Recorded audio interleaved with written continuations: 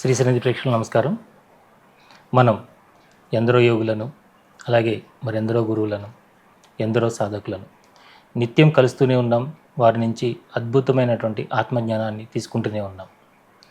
ఈరోజు మన పూర్వజన్మ సుకృతం మనం చేసుకున్నటువంటి గొప్ప అదృష్టం. ఎందుకంటే ఇప్పుడు ప్రపంచం అంతా కూడా దత్త సాంప్రదాయం నడుస్తుంది. అందరూ కూడా దత్త పరంపర వైపు అడుగులు వేస్తున్నారు. సద్గురు పాదాలు పట్టుకోవాలని ప్రతి ఒక్కరూ కూడా ఆకాంక్షిస్తున్నారు. అయితే దత్త ఉపాసకులు, ముఖ్యంగా దత్త సేవకులు దత్త పరంపరని, దత్త సాంప్రదాయాన్ని పూర్తిగా అంటే ఆ సాంప్రదాయాన్ని ప్రచారానికి పూర్తిగా తన జీవితాన్ని అంకితం చేసినటువంటి డాక్టర్ దువ్వూరి భాస్కర్ రావు గారు మరి ఈరోజు వారి యొక్క విలువైన సమయాన్ని మనకు కేటాయించారు. మరి వారితో మన సత్సంగాన్ని కొనసాగిద్దాం. నమస్కారం గురుగారు. నమస్కారం అండి. చాలా సంతోషం అండి, మీరు మనకి సమయం ఇచ్చారు మా ప్రేక్షకులందరికీ కూడాను. దత్తుడు అనగానే మనకి ఇంకేం గుర్తురాదండి అసలు. ఎందుకంటే ఈ విశ్వం అంతా, సృష్టి అంతా దత్తమయమై ఉన్నదని అంటారు. అసలు సృష్టిలో దత్తుడు నిండున్నాడు అని అనుకోవడానికి మనకి ఎలా దాన్ని మనం అన్వయించుకోవాలి గురుగారు? ముఖ్యంగా దత్తాత్రేయుడు అంటే ఒక పరబ్రహ్మ స్వరూపం అండి. పరబ్రహ్మ స్వరూపం అంటే చాలా రకాలుగా చెప్తారు. మనం ఎన్నో గ్రంథాలు చదువుతుంటాం. రామాయణంలో రాముడు పరబ్రహ్మ స్వరూపం అంటారు. దేవి భాగవతం చదువుతున్న అమ్మవారి పరబ్రహ్మ స్వరూపం అంటారు.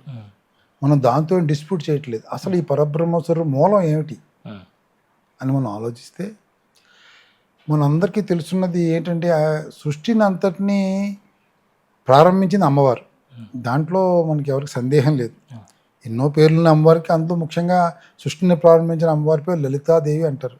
లలితా సహస్రనామం ఎంతో ప్రాచుర్యంలో ఉంది. ఆ అమ్మవారు సృష్టి ప్రారంభించడానికి ముందు సృష్టిని ప్రారంభించాలనుకుంది. అమ్మవారు త్రిశక్తి స్వరూపిణి, ఇచ్ఛాశక్తి, క్రియాశక్తి, జ్ఞానశక్తి స్వరూపిణి. ఈ ప్రారంభించాలనుకున్నప్పుడు నేను ఒక పురుష శక్తిని కూడా తెచ్చుకుంటే బాగుంటుంది అని అనుకుంది ఆవిడ.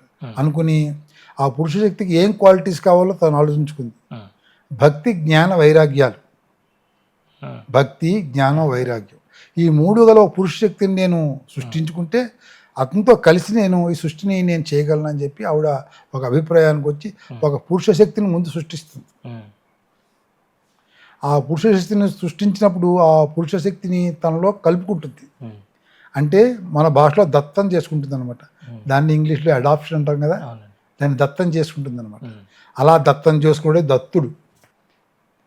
సత్యయుగం నాటి సృష్టి ప్రారంభంలో ఉన్నవాడు ఎవరు? దత్తుడు.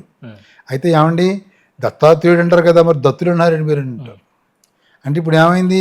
ఇచ్ఛాశక్తి, క్రియాశక్తి, జ్ఞానశక్తి ముగ్గురు వచ్చాయి. ఇప్పుడు స్త్రీ పురుష రూపాలు రెండు కలిసి అర్ధనారీశ్వర తత్వంలోకి వచ్చాయి. ఇప్పుడు పరిపాలన చేయాలి. పరిపాలన చేయాలంటే ఏం చేయాలి? ఈ స్త్రీలో 3 స్వరూపాలు ఉన్నాయి, పురుషుల్లో ఒక స్వరూపమే ఉంది. అందుకని సింగిల్గా ఉండే ఈ ఏకస్వరూపాన్ని 3 స్వరూపాలు చేసింది ఆవిడ. బ్రహ్మ, విష్ణు, మహేశ్వరుడికి తన ఇచ్ఛాశక్తి, క్రియాశక్తి, జ్ఞానశక్తిని సరస్వతి, లక్ష్మి, అమ్మవారు పార్వతీదేవి కింద విభజించుకుంది.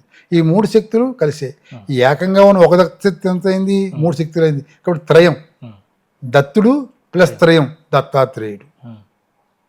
అలాగా ఎప్పుడు సృష్టి ప్రారంభంలో, అంటే సృష్టి ప్రారంభంలో ఉన్న శక్తి దత్తాత్రేయ శక్తి అనమాట.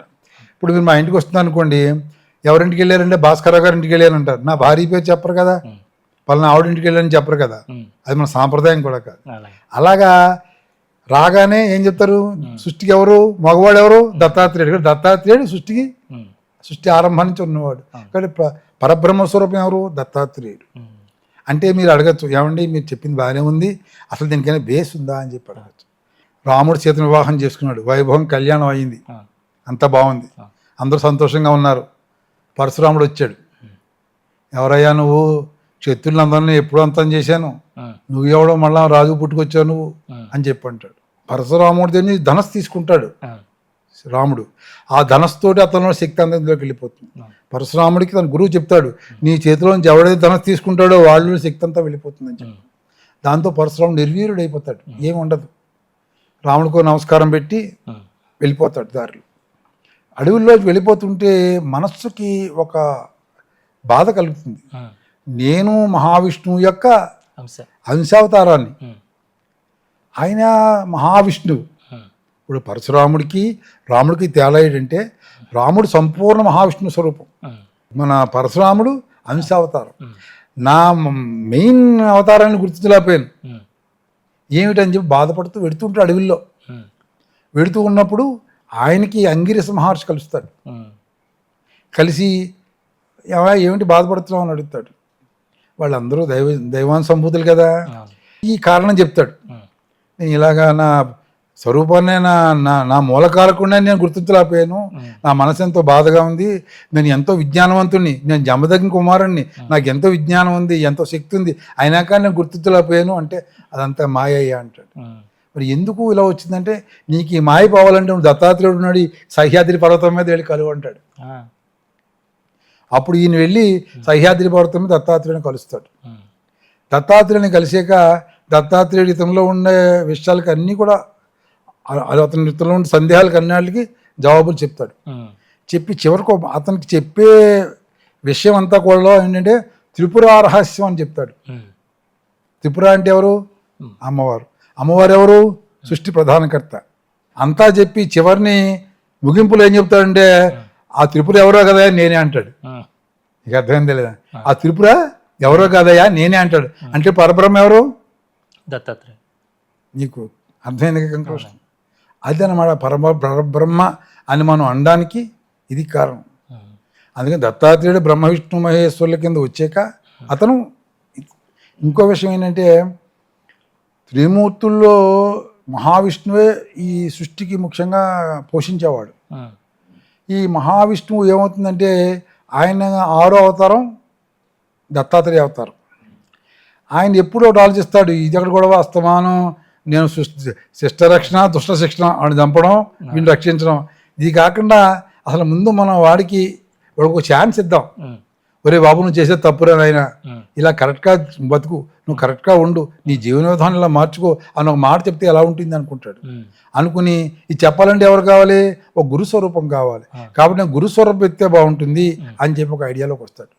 అలాగే ఏం చేస్తాడంటే ఈ గురు స్వరూపానికి భగవంతు స్వరూపం కలుపుకుంటాడు. కలుపుకుని దత్తాత్రేయ స్వరూపం కింద ఆయన వస్తాడు అనమాట. అది బేసిక్గా అలా గురు స్వరూపం మనకి వస్తుంది. ఇంకో విషయానికి మీకు 2 ఎగ్జాంపుల్స్ చెప్పా పరబ్రహ్మ స్వరూపం ఎలాగయ్యిందని చెప్పి. మూడోది ఏంటంటే అత్రి అనసూయలకి అసలు సంతానమే లేదు. ఈ దత్తాత్రేయ 3 తల్ల దత్తాత్రేయుల కంటే ముందు జరిగే సంఘటన చెప్తాను. అప్పుడు వాళ్ళు ఏమనుకుంటారు, మన గర్భవాసాన్ని ఎవరో సంతానం కలిగితే బాగుంటుంది, మన గర్భవాసాన్ని సంతానం కలిగితే బాగుంటుంది అనుకుని వాళ్ళు ఏం చేస్తారంటే వృక్షపర్వతం దగ్గరికి వెళ్తారు. అనంద్య నది దగ్గర వృక్షపర్వతం ఉంటుంది, అక్కడికి వెళ్ళి తపస్సు చేస్తారు. అత్రి త్రిగుణాలు దాటినవాడు కదా అతను బ్రహ్మ మానస పుత్రుడు, ఈ సృష్టికి ద్వితీయుడు. బ్రహ్మ తర్వాత ఆయన రెండోవాడు. ఆయన తపస్సు చేస్తే ఎలా ఉంటుంది, లోకాలు తలడిల్లిపోతుంటాయి అనమాట. తలడిల్లిపోతుంటే జనాలందరూ గొప్ప పరిగెట్టుకెళ్ళి అవతలందరూ బ్రహ్మ విష్ణు మహేశ్వరుల దగ్గరికి వెళ్ళి ఏమండి ఇది అత్రి మహాముని గొప్పగా తపస్సు చేస్తున్నాడు, లోకాలు తలడిల్లిపోతున్నాయి, కాలిపోతున్నాయి, మంటలు వచ్చేస్తున్నాయి, మరి మీరు ఏమైనా దీన్ని మార్గం కలగజేయండి అంటే బ్రహ్మ విష్ణు మహేశ్వరులు ముగ్గురు అతని దగ్గరికి వెళ్తారు. వెళ్ళి అత్రి ఏం కావాలి నీకు, తపస్సు చేస్తున్నామంటారు. అప్పుడు అత్రి నవ్వుతాడు, ఏమయ్యా నేను ఓం పరబ్రహ్మాయ నమః అని నేను తపస్సు చేస్తున్నాను, మీరు ముగ్గురు వచ్చారేంటి, నేను మిమ్మల్ని తపస్సు చేయలేదు, పిల్లలను పెరగడానికి ఎందుకు వచ్చారు మీరు అడుగుతాడు. నా యొక్క కోరికంతా పరబ్రహ్మ స్వరూపం గురించి, మీరు వచ్చారేడో అని అడుగుతాడు. అడిగితే ఆయన పరబ్రహ్మ కావాలంటే దీంట్లో ఒక విషయం ఉంది, పరబ్రహ్మ ముగ్గురు కింద విడిపోయాడు పరిపాలనా సౌలభ్యం కోసం, పరిపాలనా సౌలభ్యం కోసం ముగ్గురు కింద విడిపోయాడు. అది మేము ముగ్గురమును, నీకు ఒక స్వరూపమే కావాలని ఇంకా నువ్వు కొంతకాలం తపస్సు అనుగ్రహిస్తే ఒకడే వస్తాడంట అనేసి ఏదో కొద్ది దేవాన్ని ఇచ్చేసి వాడు వెళ్ళిపోతారు. ఈయన ఓం పరబ్రహ్మ ఆయన మహా అని ఇంకా దీన్ని కొనసాగిస్తాడు ఆయన తపస్సు. కొంతకాలానికి ఈయనకి పరబ్రహ్మ ప్రత్యక్షం అవుతాడు. ఎవరు నువ్వు అంటే నేను పరబ్రహ్మని అంటాడు. నీ పేరు నా పేరు యోగిరాజు అంటాడు. యోగిరాజు ఎవరు? దత్తాత్రేయ ప్రప్రథమ. ఆయన యోగిరాజు అంటే ఇప్పుడు దత్తాత్రేయుడు అవతారం కూడా భిన్నంగా ఉంటుంది, కానీ మోస్ట్లీ అదే ఆకారంతో ఉంటాడు. ఏం కావాలి నీకు అంటాడు. నాకు పుత్ర సంతానం కావాలంట. ఏం పుత్ర సంతానం కావాలంటే నేను సహజంగా ఎవడనుకుంటాడంటే నా వంశంలో ఎవడే కావాలనుకుంటాడు. ఇప్పుడు యోగి వచ్చి రౌడీ కావాలని కొడుకు కదా, అందుకని అతను ఏమనుకుంటాడంటే నా యొక్క సాంప్రదాయంలో పెట్టేవాడు కావాలంటాడు. అది చూసుకో అని చెప్పి ఆయన దత్తాత్రేయుడు స్వరూపంతో కనపడతాడు ఆయనకి. ఆహా ఇది బాగుంది, ఈ స్వరూపమే కావాలంటాడు. తథాస్తు అంటాడు. అతడే అత్రి వరదుడు. అత్రికి వరం ఇచ్చిన అత్రి వరదుడు. అది రెండో అవతారం. మొదటిది యోగిరాజు పరబ్రహ్మ స్వరూపం, ఇది అత్రి వరదుడు. కాబట్టి పరబ్రహ్మ ఎవరని మనకి రూఢి అవుతుంది, దత్తాత్రేయుడు. అంటే మీరు అడగచ్చు, ఏమని మరి పురాణాల్లో అమ్మవారు పరబ్రహ్మ అంటున్నారు, ఇవి రామాయణుడు ఈయన పరబ్రహ్మణుడు, అందులో ఆయన పరబ్రహ్మ అంటున్నారు, ఏమిటండి ఇదంతా అంటారు. ఈ పరబ్రహ్మ ఎక్కడి నుంచి వచ్చారు? వీళ్ళందరూ ఒరిజినల్ పరబ్రహ్మంతో వచ్చారు. సుబ్బారావు ఎవరయ్యా అంటే శ్రీనివాసరావు గారు అబ్బాయిని అంటారు, అంతే కదా. అదే అనమాట పరబ్రహ్మానులు ఎందుకు రాస్తారంటే దాని గురించి రాస్తారు. దాని మీద ఎవరికి అసలు డిస్ప్యూట్ లేదు. అందరూ పరబ్రహ్మలే, కానీ వీళ్ళందరూ పరబ్రహ్మ యొక్క స్వరూపాలు. ఇప్పుడు మీకు అర్థమైంది కదా దీన్ని, ఈ పరబ్రహ్మ అనే విషయం దత్తాత్రేయుడు యొక్క ఇది. ఆయన ఎప్పుడైతే దత్తాత్రేయుడు ఈ ముని స్వరూపంలోకి వచ్చాడో ఇంక హింసనే వదిలివేశాడు. ఎవడొచ్చినా కానీ ముందు నేను కత్తి పట్టను, నువ్వు ఏం ముట్టుకొని, నేను ఎవరైనా మంచి మాటలు చెప్తాడు, నీ తప్పు రోజు చేసి జాగ్రత్తగా ఉండని చెప్పి. ఇంకా వాడు వినకపోతే వాడిని ఎలా చంపాలో అనేది ఆయన దారి చూస్తాడు. ముందన్ని మంచి మాటలు చెప్తాడు, వాడు వింటే సరే సరే, వినకపోతే ఇంకా వాడికి దండన ఈయన చేయడు, వేరే వాడితో చేస్తాడు. కానీ ఈ దత్తాత్రేయ స్వరూపం అనేది ఒక చాలా తేడాగా ఉంటుంది. ఇప్పుడు ఈ పూజలు చేస్తాం మనందరం, రాముని పూజిస్తాం, కృష్ణుని పూజిస్తాం, మనం ఏదో కోరుకుంటాం, సహజంగా మానవుడిని ఏదో కోరుకుంటాడు కదా, వాడి కష్టాలు తీర్చమని. భగవంతుడు తప్పనిసరిగా వాడి కష్టాలు తీరుస్తాడు. దత్తాత్రేయుడి పూజలో ఉన్న తేడా, చిన్న తేడా ఏముంటుందంటే జ్ఞానం ఇస్తాడు. మీకు ముందే చెప్పా, ఇచ్ఛాశక్తి, క్రియాశక్తి, జ్ఞానశక్తిలో భక్తి జ్ఞాన వైరాగ్యాలు కలిసే. భక్తి ద్వారా జ్ఞానం వస్తుంది. జ్ఞానం వచ్చే వాడికి ఏమవుతుంది, నేనేమిటి అసలు దీనికి అని చెప్పి వాడికి ఒక ఐడియా వస్తుంది. ఐడియా వచ్చిన తర్వాత వాడు ఏం చేస్తాడంటే తనకుని తను తెలుసుకునే ప్రయత్నం చేస్తాడు. ఈ ఆస్తులు ఎందుకు, ఈ పాస్తులు ఎందుకు, ఎలా కూడా ఉన్నదేదో ఉంటుంది, పోయిందేదో పోతుంది, పోనీ అంటాడు. ఇప్పుడు ఒక చిన్న విషయం చెప్తాను మీకు. అలర్కుడు అని రాజు ఉంటాడు, అతను రాజ్యం పోతుంది. అతను రాజ్యం పోయి దత్తాత్రేయుడికి ఎడతాడు. దత్తాత్రేయ అయ్యా నా రాజ్యం పోయిందని అంటే, నీకు రాజ్యమే లేదనుకోవయ్యా, నీకు రాజ్యం లేదనుకుంటే నీకు దుఃఖమే లేదు కదా అంటే మనిషి కోరిక లేకపోతే దుఃఖం లేదు. నాకు ఒక 1000 కోట్ల రూపాయలు సంపాదించి అనుకోకపోతే నాకు దుఃఖమే లేదు. కావాలనుకుంటూ పరిగెడుతూ ఉండకూడదు. దాన్ని బట్టి ఎలా తప్పు పని చేసి సంపాదించాలా, మంచి పని చేసి సంపాదించాలా, ఎలా సంపాదించాలి, నాకు ఉన్నది భగవంతుడు ఇచ్చింది చాలు, నా జీవితం తర్వాత ఎలా గడుస్తుంది అనే విషయాన్ని తెలుసుకుంటే నాకు సంతోషం. అలా అందుకని కోరికను చప్పుకోమంటాడు. కొంతకాలానికి అతని మీద దండెత్తిన రాజు వచ్చి నీ రాజ్యం నీకు ఇచ్చేస్తాను తీసుకోబోయే అంటాడు. నాకు వద్దంటాడు. నాకు వద్దు, నాకు అసలు రాజ్యం మీద నాకు ఏమాత్రం ఆసక్తి లేదు అని చెప్పాడు. అలా కాదు, నువ్వు రాజు కదా అంటే నా కొడుకుని చేసుకోమని, రాజ్యం నాకు వద్దంటాడు. అంతే అడవులకు వెళ్ళిపోతాడు. ఇప్పుడు ఒక మంచి గంధర్వుడు ఉంటాడు, చాలా మహా పేదవాడు. వాడు ఏం చేస్తాడంటే ఎవరో మీలాంటి వాళ్ళ దగ్గరికి వచ్చి సార్ నేను చాలా పేదవాడిని, నాకు సాయం చేయండి అంటాడు. పేదవాడికి సాయం చేయాలంటే మనం కాదయా, నువ్వు కుబేరుడు గురించి తపస్సు చేయి అంటాడు. అంటే ఆయన కుబేరుడు గురించి తపస్సు చేస్తాడు. కుబేరుడు ప్రత్యక్షం అవుతాడు. ఏం కావాలంటే డబ్బు కావాలంటే, ఇంకా కొంతకాలం తపస్సు చెయ్యి చూద్దామంటాడు అని ఆయన వెళ్ళిపోతాడు. తర్వాత కొంతకాలానికి ఈయన ఏం చేస్తాడంటే ఈ కుబేరుడు ప్రత్యక్షం అవ్వట్లేదని చెప్పని ఆ పక్కనే ఉన్న ఒక ఆశ్రమానికి వెళ్తాడు. ఆశ్రమంలో ఒక మహానుభావుడు, ఒక ఋషి ఎవరో ఉంటారు, ఇతనికి జ్ఞానం నేర్పిస్తాడు. జ్ఞానం అంటే ఇది, వ్యవహారం అంటే ఇది అని చెప్తాడు. జ్ఞానం బాగా సంపాదిస్తాడు. ఇప్పుడు జ్ఞానం వచ్చిన గురువుగారు ఏం చేయమంటారు, వీళ్ళు తపస్సు చేసుకోని ఆయన ఈ జ్ఞానానికి పైమెట్టు ఎలా ఉంటుందని తెలుస్తుందని చెప్తాడు. ఈయన ఏం చేస్తాడు, వెళ్ళి ఆ గంధుడు తపస్సు చేస్తాడు. ఆ కుబేరుడు ఆ పని చూసుకున్నాడు, వెనక్కి వెళ్ళిపోతూ ఉంటాడు. ఈ పంతుడు చాలా కాలం తపస్సు చేసుకున్నాడు, వీడికి ఏం కావాలో ఇద్దామని చెప్పి డబ్బు ఏదో కావాలని పూజ చేసుకున్నావు, తపస్సు చేసుకున్నావు కదా, నీకు ఏం కావాలి ఆస్తిపాస్తులు వండుతాడు. నాకేం వద్దండి, ఆస్తిపాస్తుల కంటే గొప్ప జ్ఞానం సంపాదించాను, నన్ను డిస్టర్బ్ చేయకండి అంటాడు. జ్ఞానం ఎంత గొప్పదో తెలిసిన, దానికి అలవాటు పడితే అది ఎలా ఉంటుందంటే మిగిలిన దీని ముందు బలాదూరు అనిపిస్తుంది. అందుకని దత్తాత్రేయుడు వరవడి అంతా చాలా ఇదిగా ఉంటుందన్నమాట. దత్తాత్రేయుని పూజ్యుడిని స్టార్ట్ చేసావంటే అసలు నువ్వు ఏమిటి, నేను ఎలా ఉండాలి ఇక్కడ అంటే, ఇప్పుడు వైరాగ్యం అంటే అడవులకు పోయి తపస్సు ఎక్కలే. పూర్వకాలం రాజుల్ని వానప్రస్థానం ఎందుకు వెళ్ళేవారంటే, వాడు ఊళ్ళో కూర్చుని రాజు వాడు నష్టం చంపుతాడు, నాకు అది లేదు జనం అని చెప్పి ఈ తలకాని పక్క లేకుండా కొడుక్కి వాడికి రాజ్యం అప్పగించి వాడు అడవులకు పోయేవాడు. ఇప్పుడు ఈరోజు మోడర్న్ డేస్లో అవన్నీ కుదరవు.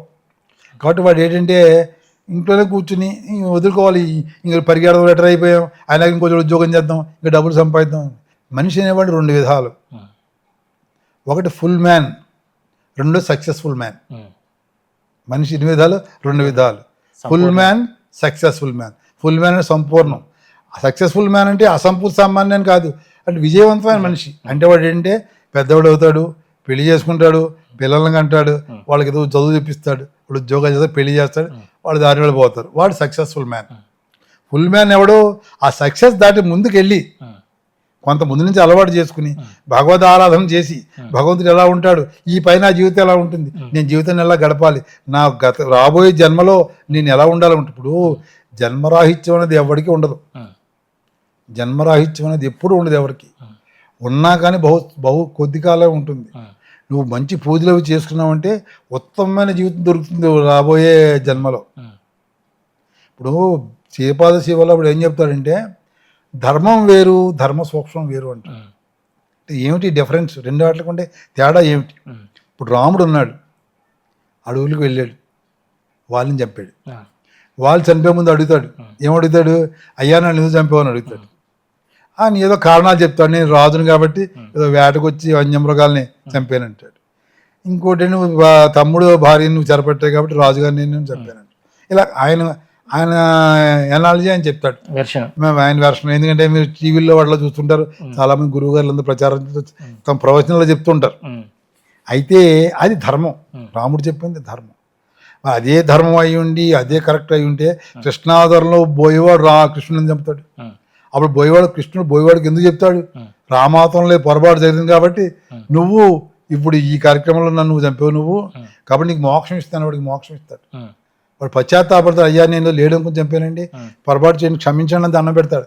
వాడు చెప్తాడు అప్పుడు జరిగిన పొరపాటు ఇప్పుడు సరి చేయబడింది అయ్యా అంటాడు. కాబట్టి అదే శ్రీపాదశివలో ఇప్పుడు చెప్పేది, నువ్వు ధర్మం అనుకుని ధర్మం కాదు, ధర్మం వేరు, ధర్మ సూక్ష్మం వేరు అంటాడు. అలాగే మీకు శ్రీపాదశివల చరితామృతంలో మీకు బ్రాహ్మణ పరిషత్తులు జరిగిన అహల్య ఎలా పుట్టింది, తారెవరు, మండోదరి ఎవరు, ఈ విషయాలు అన్ని వర్షాల్లో కూడా ఆయన ఏ ధర్మం కాదని విషయం గురించి డిస్కస్ చేస్తాడు. అంటే గురుగారు, ఇప్పుడు మీరు పుట్టిన సమయంలోని, మీ పుట్టిన ప్రాంతంలోని అప్పుడంతా కూడా దైవారాధన అంటే ఎక్కువ పూజలు, ఎక్కువ ఇవన్నీ జరుగుతూ ఉంటాయి కదండి. కానీ గురు సాంప్రదాయం అనేది పూర్తిగా దానికి కాస్త విరుద్ధంగానే ఉంటుంది. అంటే పూజలు ఎక్కువ అవసరం లేదు, దీంట్లోని వారి గురు పాదాలను పట్టుకుంటే మనకు సరిపోతుంది, వారి యొక్క మార్గంలో నడిస్తే బాగుంటుంది గురు సాంప్రదాయం అని చెప్తా ఆ సమయం కదండి అది. పూర్వకాలానికి ఇప్పటికి తేడా ఏమిటంటేనండి సత్యం గారు, పూర్వకాలంలో ఏంటంటే ఎన్లైటన్మెంట్ లేదు. పూర్వం కూడా ఐఏఎస్ ఆఫీసర్ అవ్వాలంటే వాడి జీవితం అంతా త్యాగం చేసి వాడి నోట్స్లు రాసుకుని వాడి అంతా కష్టపడి పూర్వం ఐసీఎస్ ఆఫీసర్లు అయ్యేవాళ్ళు. ఇప్పుడు అన్ని ట్యూటోరియల్ కాలేజీలు, అన్ని కోచింగ్ ఇన్స్టిట్యూషన్లు అన్నీ ఉన్నాయి. కాబట్టి నువ్వు అప్పట్లో ఇంత బ్యాక్గ్రౌండ్ లేదు. కాబట్టి గురువు ఎవరు, దేవుడు ఎవరు, ఇవన్నీ ఎవరు తెలుసుకోలేదు. ఇప్పుడు ఈ గరిగిపాటి నరసింహారావు గారు, ఈ చాగంటి కోటేశ్వరరావు గారు, ఇటువంటి మహానుభావులు అందరూ కూడా ప్రతిరోజు ప్రవచనాలు చెప్తున్నందువల్ల ప్రతి వాళ్ళకి ఏంటి దేవుడు అంటే ఎవరు, విచక్షణ జ్ఞానం అంటే ఏమిటి, పూజ ఎందుకు చేయాలి, ఎక్కడ ఏమి చేయకూడదు అనే విషయాలు తెలుస్తున్నాయి. ఇలాంటి కార్యక్రమాలు పొరలో లేవు కదా. అందులో ఎన్లైటన్మెంట్ తక్కువ ఉండేది, ఆలోచన విధానం తక్కువ ఉండేది. కాలం మారుతోంది, అన్నీ ఒకదాని అన్ని సమకూరుతున్నాయి. అయితే గురువుని ఎందుకు పూజించాలంటే గురువు సర్వాంతర్యామి. అంటే నేను అడిగేది ఏంటంటే గురుగారు, అలాంటి సమయంలో మీరు ఈ గురు మార్గంలోకి ఏ విధంగా లాగబడ్డారు, మిమ్మల్ని లాగిన పరిణామాలు ఏంటి, మీరు పూర్వంలో ఏం చేసేవారు అనే విషయం తెలుసుకుందామని. ఇది పూర్వజన్మ సుకృతం అండి. నేను చాలా పల్లెటూరులో పుట్టాను. మా ఊళ్ళో అందరూ బ్రాహ్మిన్స్ అది ఉండేవారు, గుళ్ళు అవి ఉండేవి. ఏదో వెళ్ళి దండం పెట్టుకుని వచ్చేయడం తప్పించి పెద్ద అంతగా లేదు.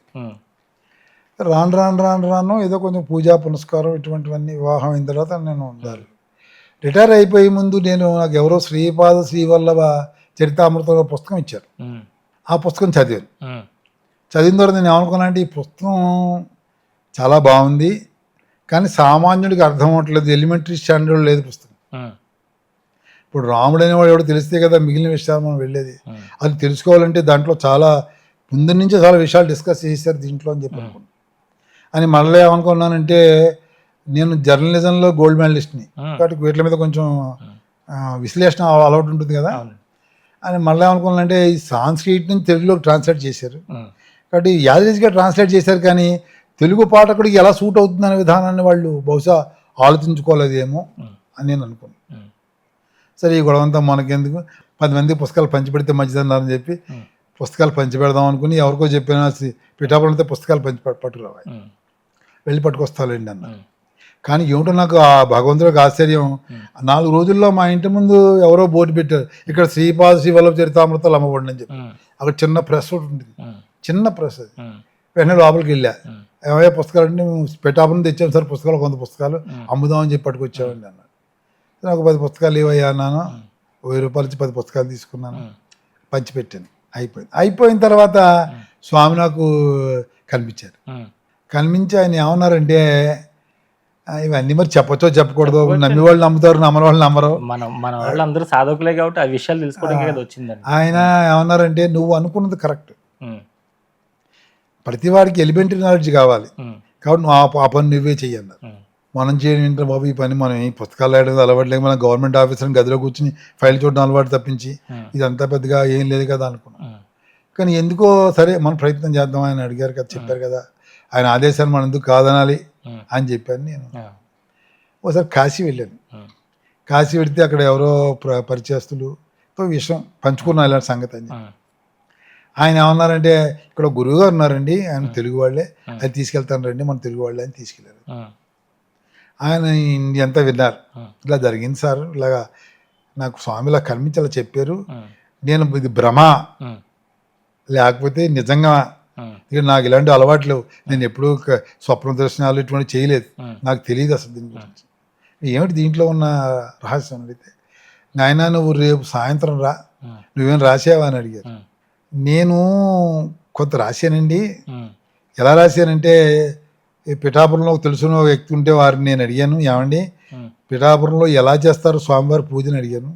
దత్తుడి యొక్క అష్టోత్తరం ఉంది కదండి, అభిషేకం అయిపోయి దత్తుడు అష్టోత్తరం చేస్తూ ఉంటారు పూజ అని చెప్పి అన్నారు. అలాగా అనుకుని మరి రాముడికి రాముడు అష్టోత్తరం ఉంది, కృష్ణుడికి కృష్ణ అష్టోత్తరం ఉంది, ఎవరు అష్టోత్తరం వాళ్ళకే ఉంది, మరి దత్తుడికి ఉన్నప్పుడు శ్రీపాదుడికి ఎందుకు అష్టోత్తరం ఉండకూడదు అని అనుకున్నాను. అనుకుని అష్టోత్తరంతో చేద్దామని అని చెప్పని అష్టోత్తరాలన్నీ తిరగేసి వీరికి ఏది సూట్ అవుతాయో ఆ పేర్లన్నీ చూసుకుని వీరికి సూట్ అయ్యి పేర్ల ప్రకారం అష్టోత్తరం తయారు చేసుకున్నాను. ఒక 109 పేర్లతోటి ఫస్ట్ని చేసుకుని అది కాశీ పట్టుకెళ్ళాను. కాశీ పట్టుకెళ్ళినప్పుడు ఆయనతో చెప్పాను, ఇలా జరిగిందండి, నేను అష్టోత్తరం రాసానని చెప్పాను. ప్రారంభకుడు అనమాట అష్టోత్తరానికి అని అన్నారు నవ్వుతూ ఆయన. అవునండి అన్న. నాయన రేపు ఉదయం నేను శ్రీపాదుడు, ఆయన 9 సంవత్సరాల వయసు నుంచి కూడా శ్రీపాదుడు ఉపాసనలో ఉన్నారు. వారు చాలా గొప్పవారు. ఎడ్యుకేషనల్గా ఆయన PhD in astronomy Banaras Hindu university నుంచి. దానికి తోడిది వేదాలన్నీ వీళ్ళమే చెప్తారు, చూడగానే ఏడు చెప్పేస్తారు. ప్రస్తుతం 90 దాటి ఉన్నారు పెద్ద. అందువల్ల ఏంటంటే ఆయన అన్నారు, నేను రేపు ఉదయం అనుష్ఠానంలో స్వామి కలుస్తాడు, కలిసినప్పుడు తప్పనిసరిగా నీ విషయం అడుగుతానయ్యా, నువ్వు సాయంత్రం 6ంటికి రా అన్నారు. నువ్వు ఎక్కడ ఉన్నావు అని అడిగారు. ఇక్కడ ఆంధ్రాశ్రమంలో ఉంటానండి అన్నారు. మంచిది ఆయన అన్నారు. సరే వచ్చేసింది. మర్నాడు మధ్యాహ్నం 12 గంటలకు వెళ్ళిన రూమ్కి వచ్చారు. ఆయన కొంచెం పొట్టుగా ఉంటారు పాపం, అప్పటికే 80 ఏళ్ళు ఆయనకి. పాపం ఎండలో వచ్చారు. సార్ కూర్చొని నమస్కారం అన్నా కూర్చొని, ఇలా వచ్చేటండి ఎండలో సాయంత్రం రమ్మన్నారు కదండి. లేదయ్యా నువ్వేదో తప్పు చేసేవిట, నీ దగ్గర దత్తాత్రేయుడు వెళ్ళమని చెప్పారు అన్న. తప్పేం చేశానండి అన్న. అష్టోత్తరం రాసి అని చెప్పావు కదా ఒకసారి చదువు అన్నారు. ఆ అష్టోత్తరం చదివా. అందులో 100వ నామం విష్ణుదత్త భోక్త ఆయన మహాన్ రాశా, విష్ణుదత్త ఆబ్దిక భోక్త ఆయన మహాన్ రాశా, విష్ణుదత్త ఆబ్దిక భోక్త ఆయన మహాన్ రాశా. ఈ తప్పులా కనబడుతుంది అన్నాడే స్వామి అన్నారు. ఈ విషయం స్వామి దగ్గర వెళ్ళిపోయిందండి అన్న. ఏమోనయ్యా ఈ తప్పులా కనబడుతుంది, దీన్ని కొంచెం సరి చేయమని చెప్పారు స్వామి.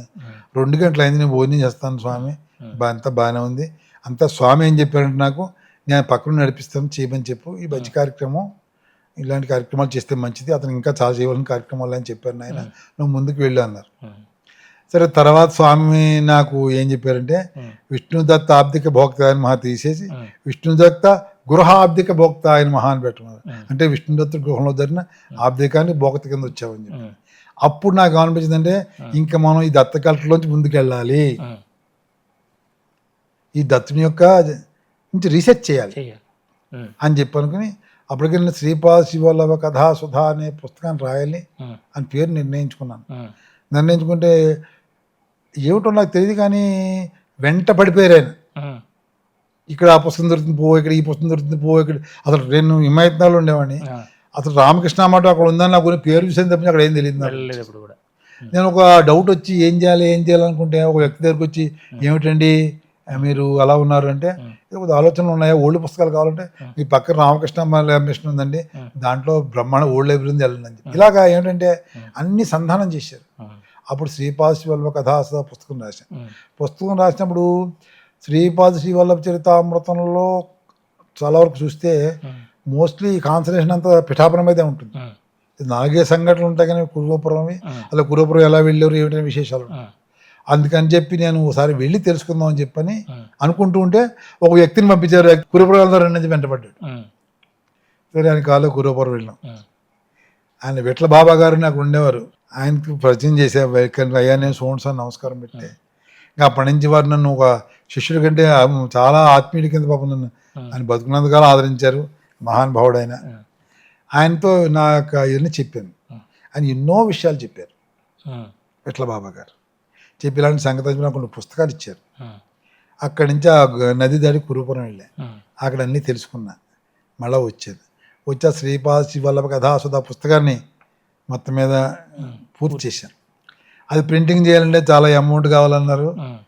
ఏదో నేను కొంత అయితే కొద్దిగా అయితే ఏదైనా పెన్షన్ డబ్బుల నుంచి పెట్టుకుందాం అనుకున్నాను. ఇంతలోకి ఒక మహానుభావుడు వచ్చి ఏదో ఎవరిని కనపట్లేదంటే ఇది పుస్తకం పనిలో ఉన్నానంటే ఏంటి పుస్తకం పలానా సంగతి అంటే ప్రింట్ చేయించండి నేను చూస్తాను డబ్బులు సంగతి నేను ఇస్తానులేండి. అలాగా అది ప్రింట్ అయింది. అలాగే ఈ గురుకల్ట్ అనేది మీరు అడిగిన ప్రశ్న సమాధానం ఏంటంటే ఈ కంటిన్యూటీ ఎలా ఎందుకు చెప్తున్నా మీకు ఇది ఎలా వస్తుంది అనేది నీ పూర్వజన్మ సుకృతాన్ని ఎక్కడో ట్యాగ్ చేస్తాడు. ఎందుకు అలా చెప్తున్నానంటే కాశీలోని గురువు గారు నాకు ఏం చెప్పారంటే దత్తాత్రేయుడి యొక్క పూజ చేయడం అనేవాడికి ఎన్నో సంవత్సరాలు సుకృతం. ఆయన దత్తాత్రేయుడి యొక్క ఆశ్రమంలో గతంలో పనిచేసిన వాడు, గతంలో వారి యొక్క పూజలు చేసిన వాడు, వాడే ఇప్పుడు మళ్ళీ ఈ పనిలో పడతాడు. అదొక పాయింట్. రెండో పాయింట్ ఏంటంటే దత్తాత్రేయుడు భక్తులందరూ ఒకే ఒక పూలమాల కింద ఎక్కడ పువ్వులను తెచ్చి కట్టి ఒక పూలమాలను కడతారు. వాళ్ళందరూ ఒక్కో చోట చేరతారు. ఏదో రకంగా వాడికి తెలియకపోని ఏదో రకంగా ఒకనోడు పకరించుకుంటారని చెప్పి ఆయన చెప్పిన 2 మాటలు కూడా యథార్థంగా నాకు అనుభవపూర్వకంగా జరిగాయి. అందుకని ఏంటంటే దత్త పూజకి చాలా లింక్ ఉంటుంది. అంటే సహజంగా ఏ భగవంతుని ఆరాధించాలంటే పూర్వజన్మ సుకృతం ఉండాలన్నది దాంట్లో డిస్ప్యూట్ లేదు. కానీ దత్తాత్రేయుడి పూజకు ఒక సెపరేట్ విధానం ఉంటుంది. ఆ విధానంలో ఎలా ఉంటుందంటే ఆయన వెంట పడతాడు. మిగిలిన భగవంతుని పూజ చేస్తాము, మనకి ఏం కావాలంటే అది ఇస్తాడు. ఈయన అలా ఉండదు వ్యవహారం. నువ్వు మంచి చేయి చెడు చేయి అని చేస్తాడు. నువ్వు క్రాస్ రోడ్స్ జరుగుతున్నప్పుడు నువ్వు తప్పు చేస్తున్నావు కరెక్ట్ చేసుకోమని కూడా చెప్తారు. నువ్వు కరెక్ట్ చేసుకుంటే బాగుంటుంది. కాజిన వరకు నువ్వు కరెక్ట్ చేయకపోయినా కానీ నిన్ను కరెక్ట్ చేయడం కానీ నీకంటే ముందు పరిగెడుతుంటాడు. అదే దత్త విధానంలో ఉన్న గొప్పతనం. అంటే శ్రీపాద శ్రీవల్లభులు ఈ కలియుగంలో ప్రథమ దత్త అవతారంగా మనం చెప్పుకుంటాం కదండి. ఆ తర్వాత వచ్చినవన్నీ ఇంకా దత్త అవతారాలు ఎన్నో ఉన్నాయి చెప్తారు. ఈ ప్రథమ దత్త అవతారం పిఠాపురంలో వారి జన్మ తీసుకుని అది ఎందుకు ఆ విధంగా ముందుకు తీసుకుని వెళ్ళి అక్కడ అంతర్ధానం చేశారు అంటే దానికి ఏదన్నా ఒక లింక్ ఉందండి? ఆ లింక్ ఉందంటే ఆయన జీవన విధానానికి ముఖ్యంగా ఆయన నోటితో ఆయన 2 మాటలు చెప్తారు. ఒకసారి బాపనారీలు ఏం చెప్తారంటే కూతురిని 1 సంవత్సరం వయసు నిండాక వారి కూతురింట్లో మొదటి జన్మదినం అవుతుంది. ఆయన మొదటి జన్మదినం అయినప్పుడు అది బాపనారిలో ఇల్లు కాబట్టి ఆయన పాదాలు చూస్తారు. ఆయన చూసే దత్తాత్రేయుడు అని తెలుసుకుంటారు. తెలుసుకుని బాగా ఆయన కాగలించుకుని ఆయన దత్తాత్రేయుడు స్వరూపం మా ఇంటి జన్మించావు అని చెప్పంటే అప్పుడు ఆయన చెప్తారు, తాత నేను నీ ఇంటికి భిక్ష కోసం వచ్చాను. నీ కుమార్తె నా తల్లి సుమతి నా కాళ్ళకి నమస్కరించింది. కొడుకు కాళ్ళకి నమస్కరిస్తే నా ఆయుష్ పడిపోతుంది. అందుకే అర్ధాయుష్కుని అయ్యాను నేను. నీ దగ్గరకు వచ్చి నీ కూతురు అడిగింది, నాన్న స్వామిలా అన్నాడు ఇందులో ఎంత నిజం ఉందని. అని నువ్వేం చెప్పావు? ఓ ఎతికి నమస్కరించడంలో తప్పు లేదన్నావు. కాబట్టి నీ మాట పొల్లి కాకూడదు, నా మాట పొల్లి కాకూడదు.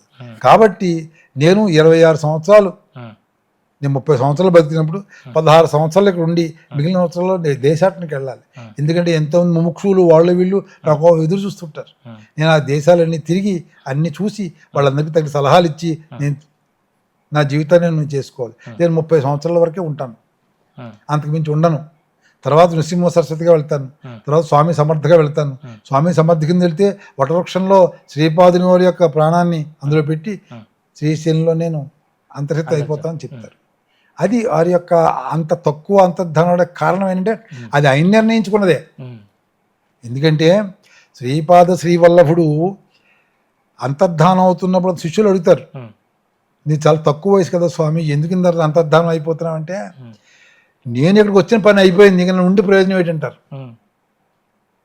మీరందరూ నా శిష్యుల్ని గురువుడి వదిలిపెట్టు, నీకు రాబోయే స్వామి సమర్థావతారంలో మిమ్మల్ని అందరినీ నేను ఏ రకంగా చేయాలి అన్ని రకాలుగా చేస్తాను, తిరిగి మమ్మల్ని శిష్యుల కింద తెచ్చుకుంటాను. కానీ ఇక వచ్చిన పని అయిపోయింది కాబట్టి నా అంతర్ధానం అయిపోతుందని చెప్పి స్వామి వెళ్ళిపోతారు. ఈ అవతారం తీసుకున్నప్పుడు ఇక్కడ పని అయిపోయింది అంటే తర్వాత మళ్ళీ నృసింహ అవతారం తీసుకోవాల్సిన అవసరం ఏం పడుతుంది గురుగారు? నృసింహ సరస్వతి అవతారం ఎందుకు తీసుకున్నారంటే ఆయన దీనిలో 2 విధానాలు ఉన్నాయి. ఇప్పుడు భగవంతుడికి ఏంటంటే జరగబోయే విషయాలన్నీ ముందే తెలుస్తాయి. జరగబోయే విషయాలన్నీ ముందు మన దేశం ఏంటి, మనం ఉండలేము అసలు భూమి మీద, అది భగవంతుడికి తెలుస్తుంది, ఎవరికి తెలియదు. ఎందుకంటే ఆయన పిఠాపురంలో ఉన్నప్పుడు ఇందాక మీకు చెప్పిన బాపనార్ల వారికి నృసింహ సరస్వతి కింద నేను వస్తానని చెప్పారు. ఆయన కురూపురంలో ఉన్నప్పుడు శివశర్మ అనే బ్రాహ్మణుడు ఉండేవాడు. ఆయనకి ఒక కుమారుడు ఉండేవాడు, అతను సుంఠ. అతనికి బ్రాహ్మణ కుమారుడు అయినా కానీ ఈవేళ పొద్దున్న చెబితే పాఠం సాయంత్రం మర్చిపోతాడు, ఏమి లాభం లేదు. ఊళ్ళో వాళ్ళందరూ కూడా అతన్ని.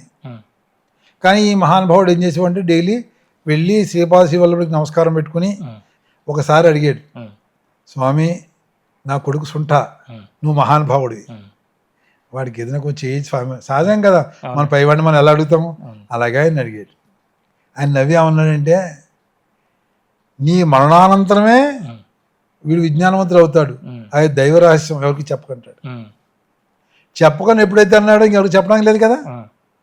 నేను వాళ్ళ పూర్వకాలం వాళ్ళు మన వంటి వాళ్ళే కాదు, వాళ్ళ యొక్క ప్రిన్సిపల్స్ అన్ని డిఫరెంట్గా ఉంటాయి. చెప్పకూడదు, గురువుగారు చెప్పకూడదు అని నేను చెప్పలేనితే ఏం కాను. ఇంకా దాంతో మనోవ్యధ పొంది ఆయన మరణించాక ఇంకా ఆవిడేదో ఇళ్లలో పని చేసుకుని అక్కడ కురూపురంలో బతికేది. పువ్వులు అమ్మించోడు కట్లమ్మడం అంటారు చూసారా, ఎందుకని చెప్పి ఆ కురూపురం దాటి ఈ వల్లభాపురం వచ్చేసింది. అక్కడ ఈయన రోజు ఉండేవారు. ఇక ఎప్పుడైతే శివశర్మ వెళ్ళిపోయాడో శ్రీపాద శివల్లభుడికి ఈ ఫ్యామిలీకి ఉండే కనెక్షన్ కట్ అయిపోయింది. ఈయన శివశర్మ గారు రోజు వెళ్ళి ఆయన దర్శనం చేసేవాడు కాబట్టి ఏమో ఎలా ఉన్నావు బాగున్నావు అని అడిగేవాడు, అయ్యా నమస్కారం అని కాళ్ళ దండపెట్టుకు వచ్చేవాడు. ఇక్కడ అది నడిచేది. ఏదో మాట వరుసని భార్య పిల్లలు బాగున్నారని అడిగేవాడు, బాగానే ఉన్నారు స్వామి అని అయిపోయింది. ఇప్పుడు పరిస్థితి ఏమిటి, ఎవరు వెళ్ళేవాళ్ళు లేడు, కలిసేవాళ్ళు లేడు. కాబట్టి ఇతను సుంఠ, ఊళ్ళో వాళ్ళందరూ కుర్రాడినేమో నాన్న మాటలు అంటున్నారు.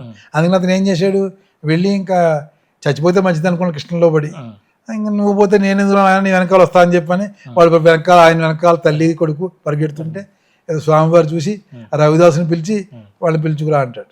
వస్తారు. వచ్చాక ఏంటయ్యా అంటే ఆవిడ బాధలు చెప్పుకుంటూ ఒక్కసారి స్వామికి అరే శివశర్మ భార్య కదా అని గుర్తుకొచ్చి స్వామికి ఆయన సర్వాంతర్యామి కదా, అతను నేను చెప్పాను కదా నువ్వు పోతే నువ్వు కొడుకు విజ్ఞానవంతులు అవుతాడని, వీళ్ళు రారా అని చెప్పి తెలివి శక్తిపాతం చేస్తే వాడు చాలా విజ్ఞానవంతులు అవుతాడు.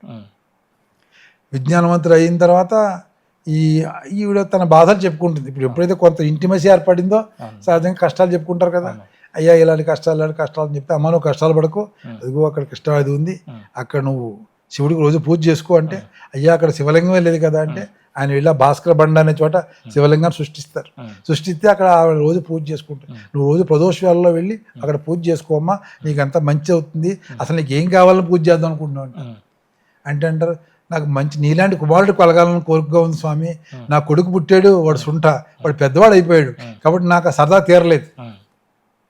ఇప్పుడు మనం చాలా మంది చూడండి పొద్దున్నే జాబ్కి వెళ్ళిపోతుంటారు, మన వాళ్ళని చూసి హ్యాపీగా ఫీల్ అవుతుంటారు. ఏమన్నా అంటే ఇప్పుడు నీ చింతనని చూడలేదు కదరా, నేను ఇప్పుడు హ్యాపీగా ఫీల్ అవుతున్నాను, నీ చింతనని ఐఎమ్ రీకలెక్టింగ్ యువర్ మెమరీస్. అలాగా ఎప్పుడైతే ఆ విషయం వచ్చిందో ఆవిడ చెప్తుంది స్వామివారికి, నాలాంటి కుమారుడు నీగలుగుతాం, నేనే కుమారుడిని కుట్టాలి కదా అంటారు. ఆ మాట నిజం చేసి స్వామి అంటాను. ఇప్పుడు భక్తులు ఏం చేస్తారంటే భగవంతుడు మాట చెప్పాడంటే ఎలా ఇరికించాలని చూస్తాడు, ఇరికిస్తాడు బాగా. భగవంతుడిని ఎలా ఇరికించాలని చూస్తాడు. నీలా నానాడు కుమారుడు కావాలి నేనే పుట్టాలి కానీ అంటే మంచివాడిని ఈ స్వామి అనలేదు, నువ్వే పుట్టు స్వామి అని. కానీ ఏమంటాడు, సరే అమ్మ నేనే నీ కుమారుడు పుడతానంటే అమ్మ నిజం చేసి స్వామి అంటాడు. సరే వార్ధక్యం కింద ఆవిడ వెళ్తుంది. అసలు యాక్చువల్గా అతని పేరు కుర్రాడి పేరు ఆంజనేయ శర్మ. ఆ పేరు నాకు విట్లబాబా గారు చెప్పారు. అందుకితం బ్రాహ్మణ కుమారుడు చాలా చోట్ల వచ్చింది. కుర్రాడి పేరు ఆంజనేయ శర్మని, అతను అంజి అని పిలిచేవారని. తర్వాత కాలంలో అతను శ్రీపాదుడికి యొక్క ప్రాచుర్యాన్ని చాలా గొప్పగా చేస్తాడు. గురు పూజలు ఇవన్నీ చేసి ఆ ఏరియా అంతా, ఈ పంచదేవ పహాడ్ ఏరియా అంతా కూడా శ్రీపాదుని బాగా పాపులర్ చేస్తాడు. పాపులర్ అని అవ్వలేదని కాదు, భగవంతుడు ఇప్పుడు తనంతట అవ్వడు, వేరేవాడిని ఆ కార్యక్రమానికి పురమాయిస్తాడు. ఇప్పుడు మనం దత్తాత్రేయుడు పుస్తకాలు రాస్తున్నామంటే దాని అర్థం స్వామి రాసుకోలేడని కాదు, మన చేత పని చేయించి దానికి ఆయన వెనక సంకాలు ఉంటారన్నమాట. అది కురుపురాన్ని ఎంచుకోవడానికి కారణం ఏంటో. కురుపురాన్ని ఎంచుకోవడానికి కారణం ఏంటంటే దాంట్లో ఒక కారణం ఉంది. శ్రీపాద శ్రీవల్లభుడు 16 సంవత్సరాలు పిఠాపురంలో ఉన్నప్పుడు మీకు చెప్పాను ఇందాక, బాపనాథుడు ముముక్షుడు దేశాటన చేస్తారు వెళ్ళాలని చెప్పారు కదా. అలా ఆయన కాశీ అవన్నీ వెళ్ళొచ్చారు. వెళ్ళి ఆయన అలా తిరుగుతూ మానస సరోవరం దగ్గరికి వస్తారు. ఆయన మానస సరోవరం దగ్గరికి వచ్చేటప్పటికి ఒక సభ జరుగుతూ ఉంటుంది మానస సరోవరంలో. మానస సరోవరం అంటే కైలాసమే. ఇప్పుడు శివుడు కనబట్టలేదు కదా అని అంటే దానికి మనం సమాధానం చెప్పలేం. అంతర్ముఖుడు అయితేనే నీకు ఎవరైనా కనబడతాడు, అంతర్ముఖుడు అవడం అంటే చాలా కష్టం. ఆయన మానస సరోవరానికి వెళ్ళినప్పుడు అక్కడ కైలాసంలో ఏంటంటే సభ జరుగుతుంది. సభ జరుగుతుంది, ఆ సభకు అధ్యక్షులు ఎవరు? శివుడు. అందరూ కూర్చున్నారు, ఈ ప్రమదగణాలు వీళ్ళందరూ కూర్చున్నారు. కూర్చున్నాక అందరూ ఒక ఆయన లేచి అన్నాడు, స్వామి ఈ సభ పెట్టడానికి కారణం ఏంటంటే మానవుల పాపం వాళ్ళు ఎన్నో బాధలు పడుతున్నారు, ఆ బాధల నుంచి వాళ్ళు ఇప్పుడు బయటపడాలి. ఇప్పట్లో వాళ్ళ కాదండి పాలకులు, అప్పట్లో మా దేవుళ్ళు ఎంతసేపు వాళ్ళు పొద్దున్న సాయం దాకా ప్రజలు ఏం చేస్తున్నారు, మనుషులు ఏం చేస్తున్నారు, వాడేం బాధపప్పుడు. సాయంత్రం 6 ప్రదోషకాలం అంటారు. ఒక సబ్జెక్ట్లో ఒక సబ్జెక్ట్లోకి వెళ్తా అనుకోకండి, ఇవన్నీ ఏంటంటే సమయం వచ్చింది కాబట్టి చెప్పాలి. ఈ ప్రదోషకాలం అంటారు. ప్రదోషకాలంలో ఏమిటి ప్రదోషకాలం యొక్క ఇంపార్టెన్స్, విశిష్టత ఏమిటంటే అందరి దేవుళ్ళు ఉన్నారు. రావణ్ణి పొద్దున్న సాయంత్రం పూజ చేయండి, కృష్ణుని పూజ. శివుడి పూజలో ఒక డిఫరెన్స్ ఉంది. సాయంత్రం ప్రదోష కాలంలో కేవలం కొంత సమయాన్ని, అంటే 2 గంటల 2 నిమిషాలు 2 గంటలు ఉంది ప్రదోషకాలం సూర్యాస్తమయం నుంచి. ఆ సమయాన్ని కేవలం భక్తుల కోసం కేటాయించేవాడు శివుడు. ఆ పల్లెటూళ్ళలో ఎవడో శివాలయానికి వెళ్ళాడు, వాడేం చేస్తున్నాడు, కాశీలో వాడెవడో దర్శనం చేస్తున్నాడు, వాడేం చేస్తున్నాడు, వాడికి ఏం ఇబ్బంది ఉంది, వీడికి ఏం ఇబ్బంది ఉంది, ఇవన్నీ చూసేవాడే శివుడు. అంటే ఏంటంటే అప్పటి పాలకుల్లో ఎంతసేపు ఇదే గొడవ ఉండేది. ఎంతసేపు ఏమిటి నా భక్తులు ఎలా ఉన్నారు, వాళ్ళని ఎలా ఉద్ధరించాలి, వాళ్ళని ఏం చేయాలి అనే విధానాల మీదే ఆధారపడి ఉండేది.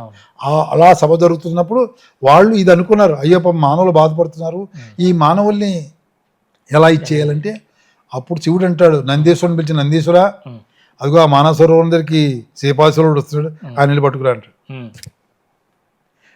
మహానుభావుడు వస్తుంటాడు, లోపలికి వస్తారు, కూర్చుంటారు. కూర్చున్నాక మీకు ఇందాక చెప్పారు కదా ఇబ్బంది చెప్పండి అయ్యా అంటే, వారు గురువులు వారే చెప్పాలి సమాధానం దీనికంట. వారు గురువులు వారే దీనికి సమాధానం చెప్పాలన్నప్పుడు వారు చెప్తారన్నమాట. శ్రీపాద శివల్లో ఏమనంటే దీనికి అంతటికీ కారణం ఏంటి, గురువును పూజించాలి, గురువ్రతాలు చేయాలి, గురువును పూజించాలి. గురువును పూజిస్తే ఈ ఇబ్బందుల నుంచి అందరూ బయటపడతారు. అందుకని గురువ్రతాలు చేయాలి, గురు పూజలు చేయాలని చెప్పి అప్పుడు శ్రీపాద శివల్లభుడు ఈ విషయాలను చెప్తారు ఆ మానస సరోవరంలో. అప్పుడు అదంతా అయిపోయిన తర్వాత బయటకు వస్తుంటారు ఎవరు, శ్రీపాద శివల్లభుడు. అప్పుడు శ్రీపాద శ్రీవల్లభుడిని కశ్యప మహర్షి అనే కలుస్తాడు. కశ్యప మహర్షి కలిసి, అయ్యా నమస్కారం అంటే బాగున్నావా అని. ఏంటి స్వామి, ఈ స్వామి నాకు చిన్న విషయం తమకు మనవి చేసుకోవాలని కోరిక, చెప్పుకో. కశ్యప మహర్షి అంటే మహర్షి కానీ అంతకితం ఆయన చాలా చరిత్ర ఉంది వెనకాల. ఆయన అంతకితం 3 జన్మలు ఎత్తాడు. ఈ జన్మలు ఎత్తడం అనేది ఎవరికి తప్పదు, మనకి తప్పదు, వాళ్ళకి తప్పదు. 3 జన్మల్లో కూడా మొదటి జన్మలో ఆయన కురుపురంలో తపస్సు చేస్తాడు. అప్పట్లో కురుంగడ్డ అనేవారు, దీపం అనమాట అది, చుట్టూ నీళ్ళే, ఇప్పుడు కూడా నీళ్ళే, ఆ మధ్యలో ఉంటుంది. ఇప్పుడు జనసంచారం వచ్చింది కాబట్టి అవి పెడుతున్నారు తప్పించి అక్కడ ఉండేవాడు ఆయన చెప్తాడు శ్రీపాద శివల్లభుడి కశ్యప మహర్షి విషయం. ఏమని చెప్తాడంటే, నేను అక్కడ పూజ చేశాను, నాకు మహావిష్ణువు ప్రత్యక్షం అయ్యాడు, నీకేం కావాలని అడిగాడు. అడిగితే నాకు ఈ కోరిక నీకు తండ్రిని అవ్వాలని కోరుకుందా మహానుభావ మహావిష్ణువు అని నమస్కారం పెట్టుకుంటాడు. పెట్టుకుంటే ఆయన ఏమంటాడంటే సరే అంటాడు, నేను 3 జన్మల్లో ఆయనకి తండ్రి కింద ఉన్నాను, నేను నా భార్య తల్లిదండ్రుల కింద వేరే నామాలతో ఉన్నాం మేము, కాబట్టి అంత కోరిక తీరిన నా కోరిక తీరిన స్థలం అది, కాబట్టి ఆ స్థలం నీకు నచ్చుతుందేమో చూసుకో స్వామి, ఓన్లీ ఒక చిన్న సూచన చేస్తున్నా అని చెప్పి నమస్కారం పెడతారు. అది శ్రీపాదుల బుర్రలో బాగా నాటుకుపోతుంది. ఇందులో ముఖ్యంగా చెప్పుకోవాల్సింది అంటే దత్తాత్రేయుడి యొక్క అవతారం అంతా కృష్ణా పరివాహక ప్రాంతంలో జరిగిందే. మీరు నృసింహ చూడండి, ఆ నరసోవాడు ఉంది, అది కృష్ణాయే కదా. అదేది మన ఇదే దీని పేరు గాణగాపురం ఉంది, అది కృష్ణయ్య కదా. కురుపురం కృష్ణయ్య కదా.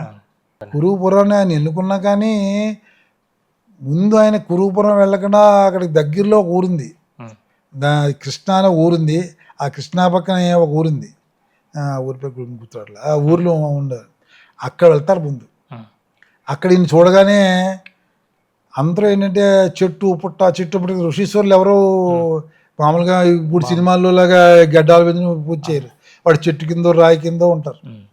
అందుకని శ్రీశైలం వెళ్ళినప్పుడు కూడా నడిచి పెడుతుంటే కూడా గబుక్కుని మూత్రవది పోయిద్ది అంటారు రోడ్ల మీద. వాళ్ళ రూపాల్లో అక్కడ ఎవడు రాయి పోస్తే ఎవరు ఋషో ఎవరు తెలియదు మనకు. అందుకని చెప్పి దాన్ని కేవలం బంధించి ఏదో కార్యక్రమం చేసుకోవాలి తప్పించడానికి ఇది కాదు అని చెప్పి చెప్తారు. కాబట్టి ఆ చెట్టు పుట్ట రూపంలో ఉన్నప్పుడు స్వామి అక్కడికి వెళ్ళాక వాళ్ళంతా తిరిగి మనుషులు అవుతారు. మనుషులైతే ఆ పేరుని నివృత్తి సంగమం అంటారు.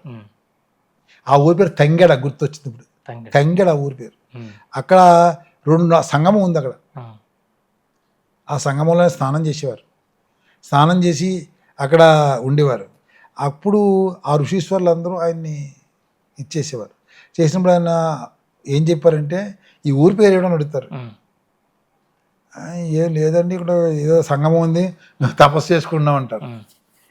అంటే మీకు ఏ వృత్తి లేదనమాట అంటాడు. ఏ వృత్తి లేదు కాబట్టి నివృత్తి సంగమం. సంగమం అలాగే ఉంది ఇక్కడ, ఏ వృత్తి లేని ఉన్నాడు నివృత్తి సంగమం. ఈ నివృత్తి సంగమాన్ని వెలుగులోకి తీసుకురావడానికి పాపం మెట్ల బాబా గారు చాలా కృషి చేశారు. అక్కడ భీమేశ్వర దేవాలయం కట్టారు, అక్కడ పెద్ద శ్రీపాదుల విగ్రహం స్థాపించారు. జనం అందరూ తెలుసుకున్నో తెలియకో జనం తక్కువ వెళ్తారు అక్కడికి, కానీ గొప్ప క్షేత్రం, చాలా గొప్ప క్షేత్రం. అంటే ఇప్పుడు మామూలుగా దేవుళ్ళకి ఇప్పుడు చండీ హోమాలు ఈ యజ్ఞాలు యాగాలు చేసినట్టుగా ఇప్పుడు ఎందుకు ఈ శ్రీపాద శ్రీవల్లభులకి ఈ దత్తుడికి రకరకాల వ్రతాలు లేదంటే రకరకాల పూజలు, అనగాష్టమి వ్రతము లేదా అనగా వ్రతాలు ఇవన్నీ ఎందుకు వచ్చినాయి గురుగారు? అసలు ఈ వ్రతాలు అన్నవి చేయడం ఎందుకంటే పూజల్లో 2 రకాలు, సగుణ పూజ, నిర్గుణ పూజ. నిజం చెప్పాలంటే దత్తాత్రేయుడు సగుణ పూజ ఎక్కువ ఇష్టం. నిర్గుణ పూజ అంటే ఏమి లేకుండానే అనుకోవడం సగుణ పూజ. ఎందుకంటే అసలు సహజంగా విగ్రహారాధన చేసాక తర్వాత స్థాయి నిర్గుణ పూజ. ఇప్పుడు మనం నీళ్ళు తీసుకుంటాం, ఓం కేశవాయ స్వహ, ఓం నారాయణ స్వహ, మాధవాయ స్వహ అని చేస్తాం. ఇప్పుడు నిర్గుణ పూజలు ఏం చేస్తారో ఏం ఉండకపోయినా చేయడం కేశవాయ స్వహ అంటాడు. అవధూతలు వాళ్ళు గొప్ప వాళ్ళు చేస్తారు, మనం ఆ స్టేజ్లో లేము. మనం ఆ పని చేస్తుంటే మనకు ఏదో జ్ఞాపకం వస్తుంటుంది, బికాజ్ మనం గృహస్థులు. ఇప్పుడు అడవిలో ఉండేవాడు వాడికి ఏముంటుంది, ఏదో పూజ చేసుకుంటాడు, తంటాలు పడతాడు, అక్కడ కలశాపం చేస్తాడు, మధ్యాహ్నం చెట్లో పండుగ పడుకుంటాడు, ఏ ప్రాబ్లం ఉండదు. మనకి ఎన్నో ప్రాబ్లమ్స్ కదా, మనం చేతితో నీళ్ళు పోయగానే ఆఫీసులో ఏమవుతుందో గుర్తుకొస్తుంది, స్కూటర్లో పెట్రోల్ ఉందో లేదో గుర్తుకొస్తుంది. కాబట్టి మనకేంటంటే సగుణాకార పూజ చేయాలి. సగుణాకార పూజలు ఏంటంటే భగవంతుడు ఎక్కువ సేవ చేస్తాం. ఇప్పుడు మీరు మా ఇంటికి వచ్చారండి, ఫర్ ఎగ్జాంపుల్ పొద్దున్న మీకు కాఫీ ఇచ్చా, 10 గంటలు టిఫిన్ పెట్టా, స్నానం వేణీళ్ళు ఇచ్చాను, బట్టలు కట్టుకున్నారు, రెస్ట్ తీసుకున్నారు, మధ్యాహ్నం మంచిగా భోజనం పెట్టా, సాయంత్రం టీ ఇచ్చా, రాత్రి భోజనం పెట్టా. మీకు ఎలా బుద్ధి వస్తుందా, ఇదే బాగుంది హాయిగా ఇక్కడ కుర్రాడు జాతగా చూస్తున్నాను అనుకుంటా. భగవంతుడు అంతే. అందుకని సగుణాకార పూజ చేస్తుంటే కొన్నాళ్ళకి మనం వెళ్ళిపోతాం అనుకోండి, పాపం ఆయన ఈ టైంకి టీ తాగేవాడురా, ఈ టైంకి భోజనం చేసేవాడురా అనుకుంటాడు. అంటే ఈ సగుణాల్లోంచి నిర్గుణంలోకి వెళ్తున్నాడు. కాబట్టి మనలాంటి వాళ్ళకి అందరికీ ఇవన్నీ అవసరం. మనం ఏంటంటే మనకి గురుకులాలు లేవు, గురువులు లేరు. ఉన్న గురువుల్లో ఎవడు మంచి గురువో ఎవడు చెడ్డ గురువు కూడా మనకు తెలియదు. అలానే మనం ఎవరిని ఏమంటలేదు, కానీ మనం అసెస్మెంట్ చేసుకోలేం, మన శక్తి సరిపోదు. అందువల్ల ఏంటంటే ఒకసారి మంచి గురువుని కూడా వదిలేస్తాం. ఇప్పుడు శ్రీపాద శివులప్పుడు దత్తాత్రేయుడితో ఉన్న పెద్ద సమస్య ఎట్లా ఏంటంటే వాళ్ళు ఇప్పుడు మారువేషంలో కనపడుతుంటారు, మనం గుర్తించలేము. ఎవడన్నా వచ్చి ఒక బెగ్గర రూపంలో వచ్చి రూపాయి ఇండియా పోయా అంటాం, ఆయన అవ్వచ్చు, మనకు తెలియదు కదా. ఇక్కడ మనకు ఆ శక్తి ఉండదు. కాబట్టి మనం ఈ సద్గుణ పూజ అనేది మన సగుణాకార పూజ మనం చేస్తూ ఉంటేనే కొంతకాలం నిర్గుణ సగుణాకార పూజ దత్తుడికి ఎందుకు ఇష్టమని అన్నాడు ఈయన అని చెప్పి అనుకుంటారు. కరెక్ట్ కదా. మీకు ఉదాహరణ చెప్తా మీకు. దానికి ఏంటంటే అంటే నేను previously was a government officer. నేను చిన్నప్పటి నుంచి గురుకులాల్లో చదువుకోలేదు, గురువులే చదువుకోలేదు. నేను పుస్తకాలను చూసి చదువుకున్నదే. కాబట్టి నేనేం చదువుకున్నా అది మీకు చెప్తున్నాను అంతే. దీనికి బ్యాక్ ఏమిటి, ప్రామాణికం ఏమిటి అవి నేను చెప్పలేను, బికాజ్ నాకు బ్యాక్గ్రౌండ్ లేదు.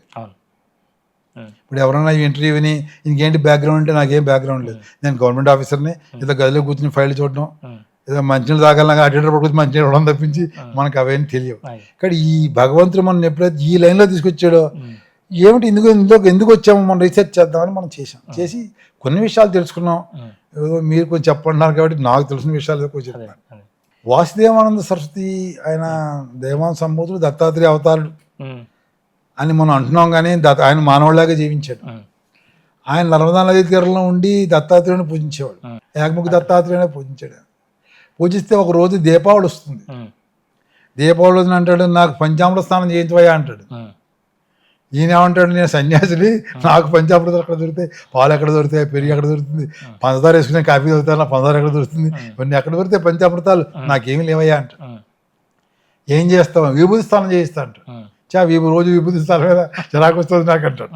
అనేసి మరి అంతకన్నా ఏం లేదని చెప్పి గదిలోంచి బయటకు వచ్చేస్తాను. అయితే నేను వెళ్ళిపోతున్నాను అంటాడు. అయితే నేను వెళ్ళిపోతున్నాను అంటాడు. ఏదో అంటాడులే అని చెప్పి ఈయన వచ్చి గదిలోకి వచ్చి ఏదో కార్యక్రమం చేసుకుంటూ ఉంటాడు. నేను వెళ్ళిపోతాను మాటలు పడతాయి.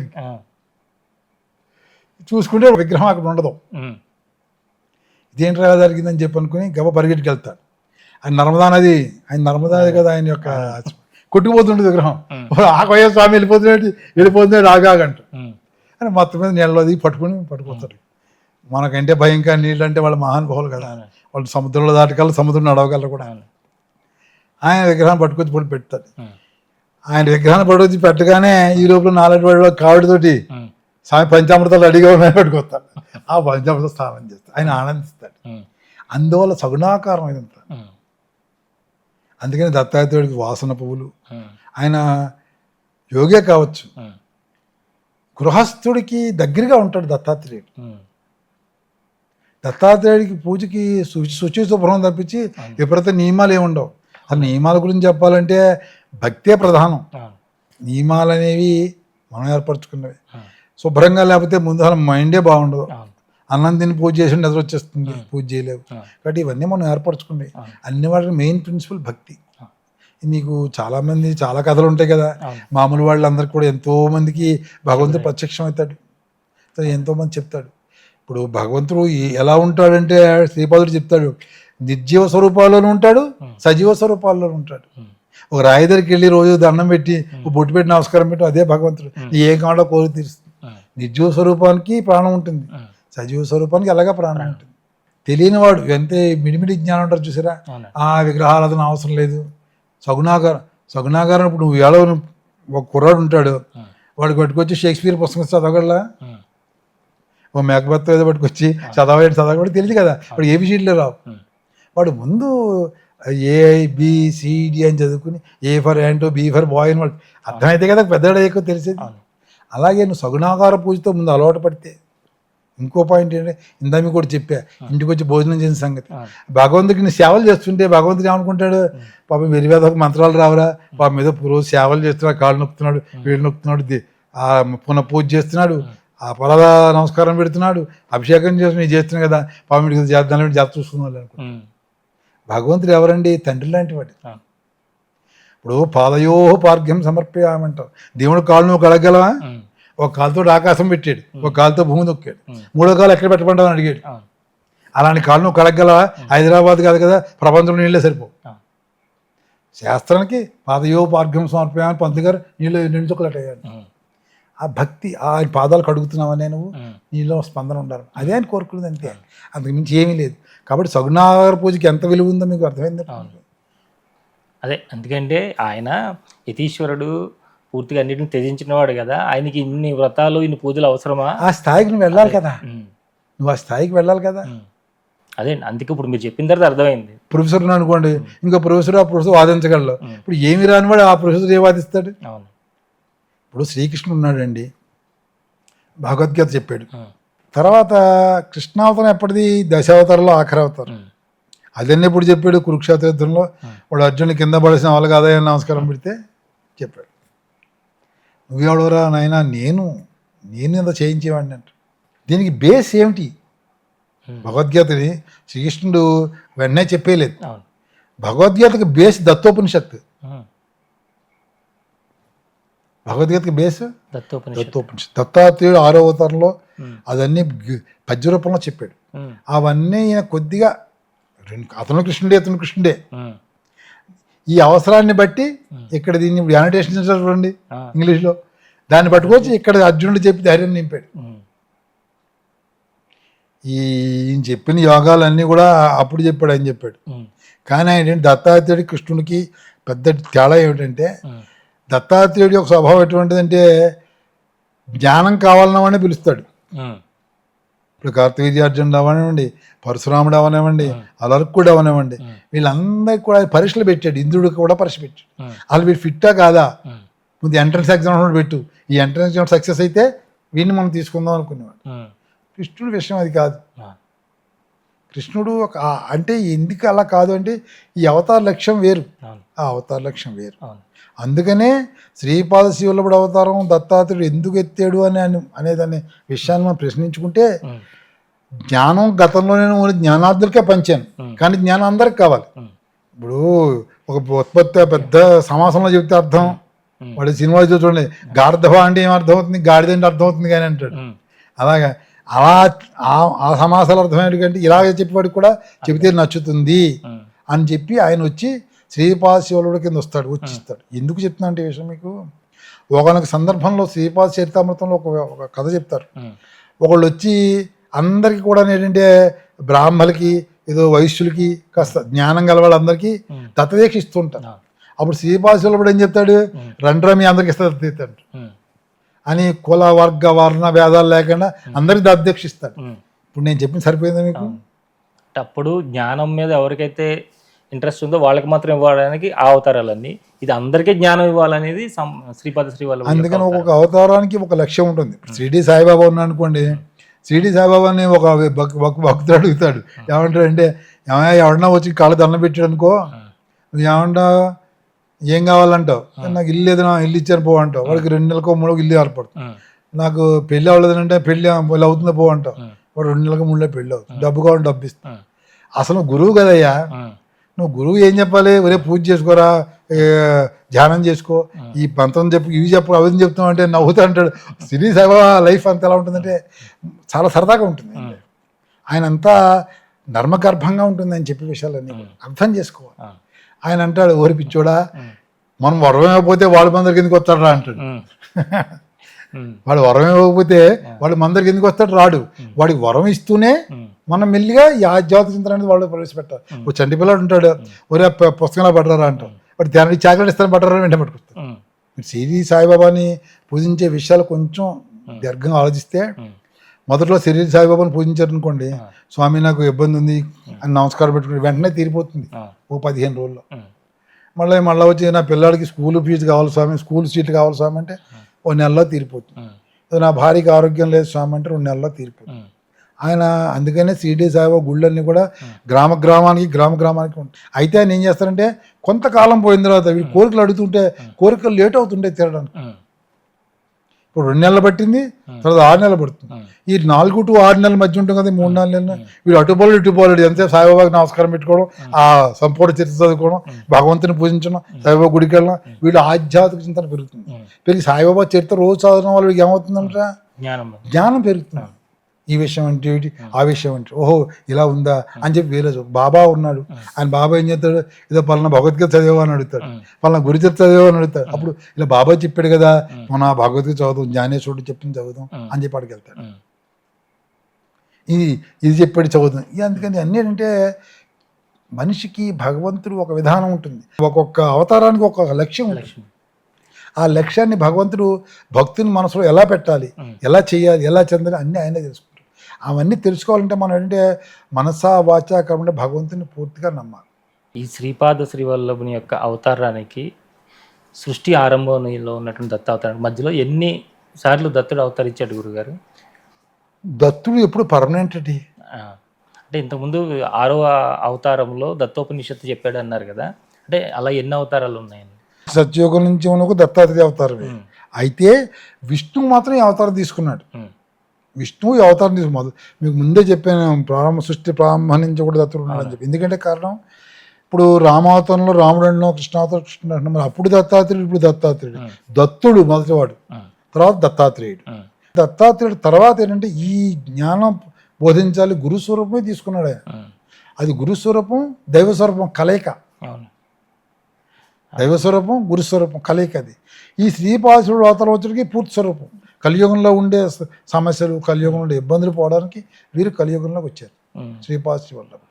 ఈ గురువు దగ్గర ఎలా ఉంటుంది అంటే మీరే ఆయన అయిపోయి సర్వస్వం శరణాగతి పొందేస్తారు మీరు. అంటే ఇంకా ఆయన లీలలు ఎలా ఉంటాయంటే మీకు ఆ ప్రత్యక్షంగా కనిపిస్తూ ఉంటాయి. అట్లా మీ జీవితంలో శ్రీపాద శ్రీవల్లభుల వారు చేసినటువంటి లీలల గురించి కాస్త తెలియజేయండి. లీలలంటే ప్రత్యేకంగా అది అనుభవపూర్వకంగా చెప్పాను అండి. ఏం ఇందాక చెప్పాను కదా అష్టోత్తరం గురించి. అటువంటిది ఏదైనా సమస్య ఉంటే ఆయన నేను ఉన్నానంటారు, ఏదో రకంగా చెప్పిస్తారు ఎవరో ఒకరి చేత, ఇలా చెయ్యి ఇలా చెయ్యని, లేకపోతే మన బుర్రలోకి వచ్చి ఇలా చేయరా అంటారు. గురువు అనేది ఎలా ఉంటుందంటే నేను వెంట పట్టుకుంటాడు.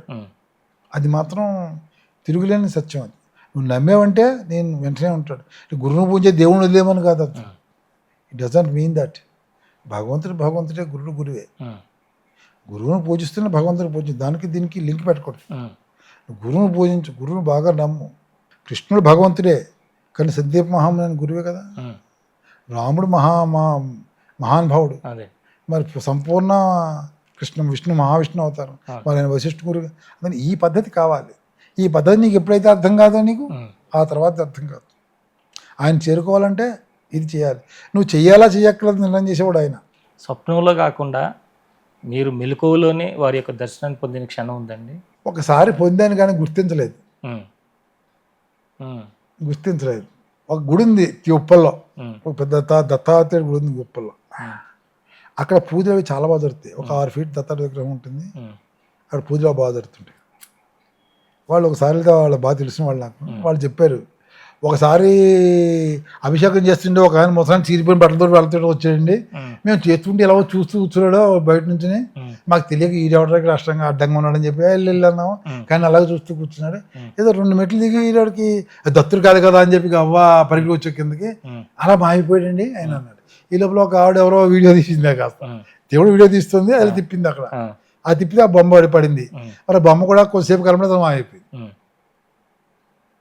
దత్తలీలలు ఎలా ఉంటాయంటే నీ ఎమ్మటే ఉంటాయి. అంటే నీ ఇప్పుడు విజన్ ఇన్ ఇల్యూజన్. ఇప్పుడు మనకు కనపడుతున్నట్టుగా ఉంటుంది కానీ ఏమి కనపడినట్టుగా ఉంటుంది, ఏం తెలియనట్టుగా ఉంటుంది అంత కూడా అనమాట. గురువుల యొక్క విధానాలు అన్నీ మనం చూస్తే, ఇప్పుడు షిరిడి సాయిబాబా గురించి కానీ, శ్రీపాదులు కానీ, దత్తాత్రేయ గురువులన్నీ కూడా మనం అన్ని క్రోడీకరించి ఎవరేం చెప్తున్నారని తెలుసుకుంటే రకరకాలుగా మన యొక్క ఆలోచన విధానం ఉంటుంది దీంట్లో. ఏమిటి ఈయనేం చెప్పాడు, ఆయన ఏం చెప్పాడు. ఇప్పుడు షిరిడి సాయిబాబా ఈ మధ్యన వచ్చాడు, అంతకుముందు శ్రీపాదులు వచ్చాడు, ఈ మధ్యలో ఎవరు వచ్చారు, ఏమిటి తేడా? ఈ సిద్ధమంగళ స్తోత్రానికి బేస్ ఏంటి గురుగారు? సిద్ధమంగళ స్తోత్రంకి బేస్ అనేది ఏమి లేదండి. దానికి శ్రీపాదుడిని చూసి బాపనార్ల వారు ఆయన్ని పొగుడుతూ రాస్తారు. ఆ నోట్లో చాలా వచ్చేస్తుంది అనమాట.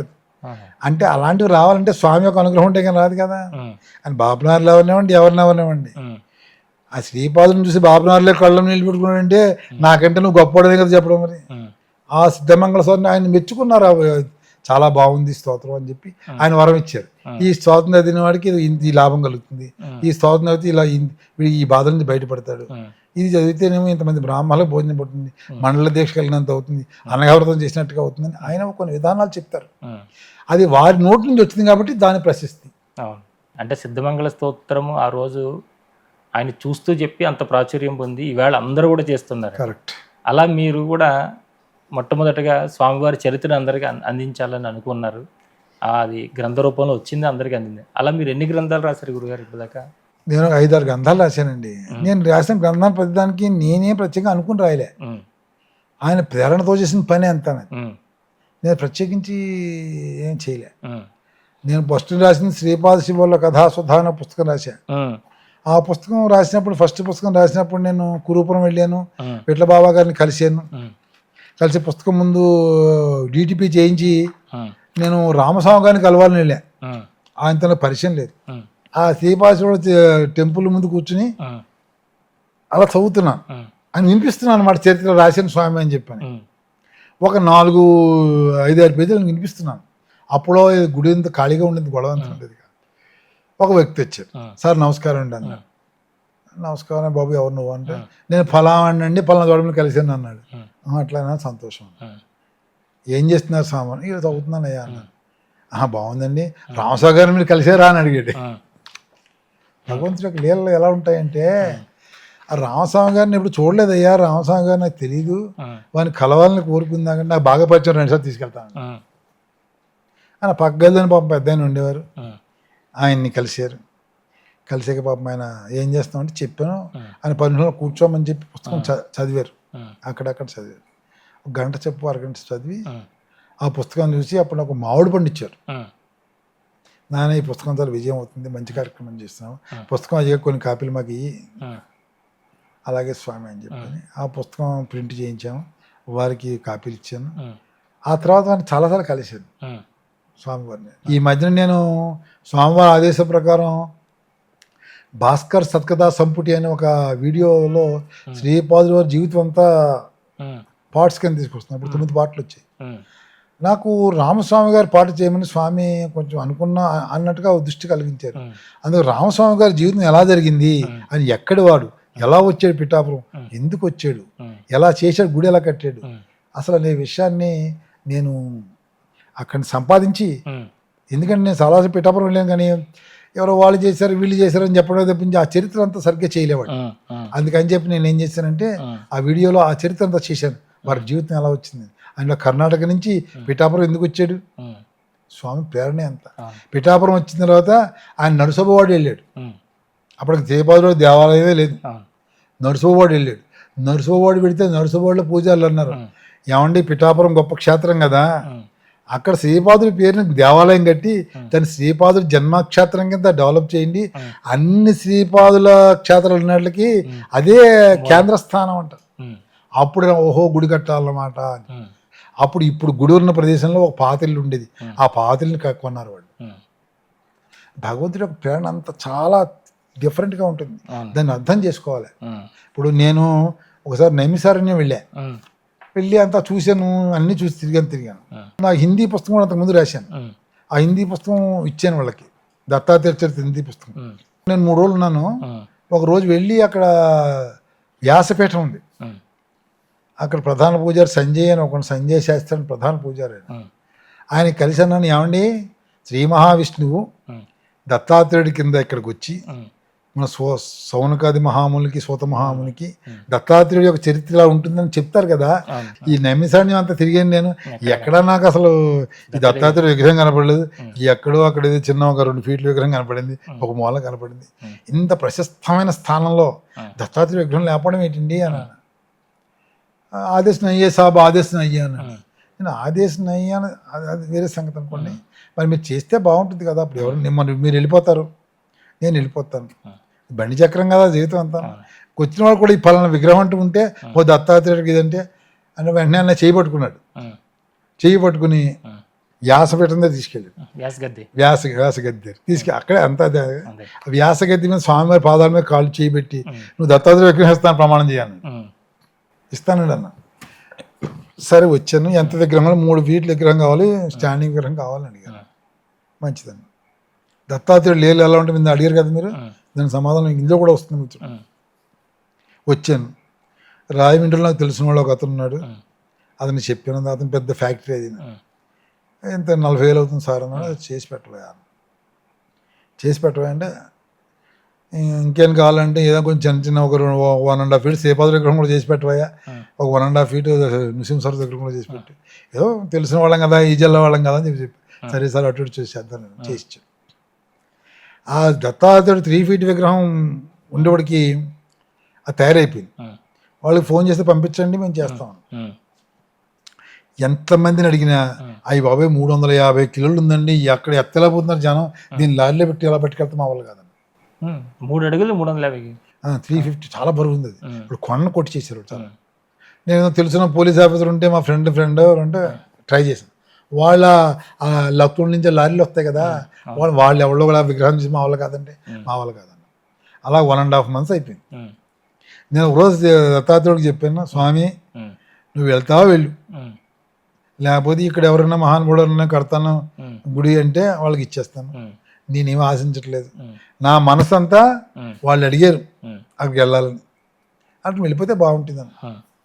అండ్ వాడికి ఆయన ఒక 4 రోజులు అయిపోయింది. 5వ రోజు పొద్దున వాడు ఫోన్ చేశాడు, ఎవడో వాడు ఆ షాప్ వాడు, సార్ మా ఇంటి పక్కనే ఒక గల్లి ఉంది, ఆ గల్లిలో షిరిడి సాయిబాబాది పెద్ద విగ్రహం పెడుతున్నారు, పెద్ద లారీ జైపూర్ నుంచి వచ్చిందండి, వాళ్ళు జైపూర్ ఖాళీగా పోతున్నారు, వాళ్ళకి విషయం చెప్పాను, మీ సార్తో మాట్లాడించండి అని చెప్పాను. వాడు ఫోన్ చేశాడు, ఇలాంటి సంగతి అయ్యా అంటే మేము నైమిసారణ్యం వెళ్ళి అక్కడ విగ్రహం ఇచ్చేసి జైపూర్ వెళ్ళిపోతాం సార్, మాకు ఒక 12,000 రూపాయలు ఇవ్వండి అన్న. సరే అన్న, నువ్వు ఇచ్చే 12,000 రూపాయలు నీకు బ్యాంక్ తెరవగానే బ్యాంక్ ట్రాన్స్ఫర్ పంపించేస్తాను. 11 గంటలకి విగ్రహం లారీ ఎక్కేసింది, ఫోటోలు తీసారు నాకు సెల్లో పంపించారు. మన్నాడు 3వ నాడు అక్కడ డెలివరీ అయిపోయింది. వ్యాసగద్దిలో వసంత పంచమి వచ్చింది ఫిబ్రవరిలో, నేను మా ఆవిడ వెళ్ళి అక్కడ దత్తాత్రేయ విగ్రహ ప్రతిష్ఠ చేసి వచ్చాం. స్వామి యొక్క లీలలు మీరు ఏమిటని అడిగితే ఏం చెప్పంటారు, ఇవన్నీ లీలే కదా. ఆర్టీఓలను పట్టుకున్నాను, పోలీసులను పట్టుకున్నాను, నేను గవర్నమెంట్ ఆఫీసర్ని కాబట్టి నాకు చాలా మంది తెలిసిన వాళ్ళు ఉన్నారు. ఎవడు దండం పెట్టేస్తున్నారు సార్, వాళ్ళు ఎత్తమంటున్నారు అని చెప్పి క్రెయిన్తో ఎత్తించాలి సార్ ఇది అన్నారు. మరి వాళ్ళు 5 మనుషులు ఎత్తే లారీలో పెట్టేశారు అంతే. మీరు ఎప్పుడైనా వ్యాసగద్దికి వెళ్తే శ్రీపాద శివల్లభ సేవా సమితి దువ్వూరు భాస్కర్ బోర్డు ఉండి చూడండి, అక్కడ ఎందుకు ఆ విగ్రహం ప్రతిష్టాపన చేసాం అది కూడా రాసాం దాంట్లో.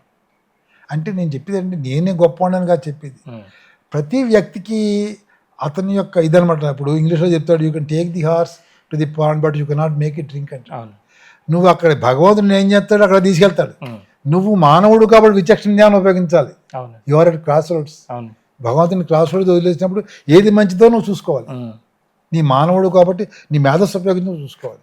చూసుకుని నువ్వు చేసుకున్నావు అంటే నీ యొక్క జీవితం బాగుపడుతుంది. శ్రీదత్త గురుత్రయ స్తోత్ర సుధ అదిగో స్వామి ఏమన్నారంటే, నా స్తోత్రాలన్నీ అక్కడక్కడ ఉన్నాయి, ఇవన్నీ కలిసి ఒక చోటకి వేసుకురా అన్నారు ఒకసారి. అంటే నేను ఆ దత్త గురుత్రయ స్తోత్ర సుధ అనే పుస్తకం ప్రారంభం చేసి దాంట్లో నా బడ్జెట్కి సరిపోయిన సెట్ అయ్యి స్తోత్రాలు, 10 మందికి ఉపయోగించే స్తోత్రాలు, అనారోగ్యం ఉండేవాడికి ఏ స్తోత్రం పనిచేస్తుంది, కురూపురం వెళ్తే ఏ స్తోత్రం పనిచేస్తుంది, పిఠాపురంలో ఏం చేసుకోవాలి, ఏకాంత సేవ ఎలా చేయాలి, దీంతో పాటు అనఘావ్రతం, సత్యదాత వ్రతం ప్లస్ దత్తహోమం ఇవి ఎలా చేయాలనేది దత్త గురుత్రయ స్తోత్ర సుధ అనే పుస్తకం ద్వారా తీసుకొచ్చాం. ఏదో మేము నాతో పడుతున్న మిత్రులకు చేయి వేశారు. నేను చేసిన పుస్తకాలు చాలా మటుకి ఫ్రీగా ఇచ్చే జనాలకు అన్నారు. తర్వాత ఏమిటంటే అనుకోకుండా ఒక చిన్న సంఘటన ఒకటి జరిగింది. నేను తెలిసిన ఒక ఆయన ఏమని చెప్పారంటే, సార్ మీరు తెలుగులో దత్త గురుత్రయ పుస్తకం తీసుకొచ్చారు, ఈ పుస్తకం చాలామంది మరాఠీ వాళ్ళు పిఠాపురంలో ఈ పుస్తకం బహుత్ అచ్చా అంటున్నారు, మరి మరాఠీలో చూస్తే బాగుంటుంది కదా అన్నారు. అని ఇంకొక ఆయన మరాఠీ హిందీ ఒకటి రెండు తేడా ఏమి ఉండదు, మరాఠీ వాడు హిందీ చదువుకుంటారు, మీకు డబుల్ బెనిఫిట్, హిందీ వాడికి బెనిఫిట్ అవుతుంది, మరాఠీ వాడికి బెనిఫిట్ అవుతుంది. సరే సికింద్రాబాద్లో ఒక మరాఠీ హిందీ ప్రొఫెసర్ ఒక ఆయన ఉంటే ఆయన దగ్గరికి వెళ్ళి హిందీలో ట్రాన్స్లేట్ చేయించాను. ఈ హిందీ పుస్తకం ప్రింట్ చేయించిన 5,000 కాపీలు ఫ్రీగా పంచిపెట్టాను. అందుకితం దత్త గురుత్రయం తెలుగు పుస్తకాలు 10,000 ప్రింట్ చేసి రామస్వామి గారు ప్రతి గురువారం లైన్లో నుంచి అందరికీ ఫ్రీగా ఇస్తుండేవారు. ఆ పుస్తకం దత్త గురుత్రయం పుస్తకాన్ని ఎంతమందికి ఇచ్చాము ఫ్రీగా, 10,000 కాపీలు వేసాం, 10,000 కాపీలు కూడా ఫ్రీగా ఇచ్చాం. అంటే స్వామివారు ఏళ్ళ చెప్తున్నాను నేను, ఆ పుస్తకాలు ఫ్రీగా పంచిపెట్టాం. అయిపోయింది, ఒక 1 ఏడాది 2 ఏళ్ళు అయిపోయింది.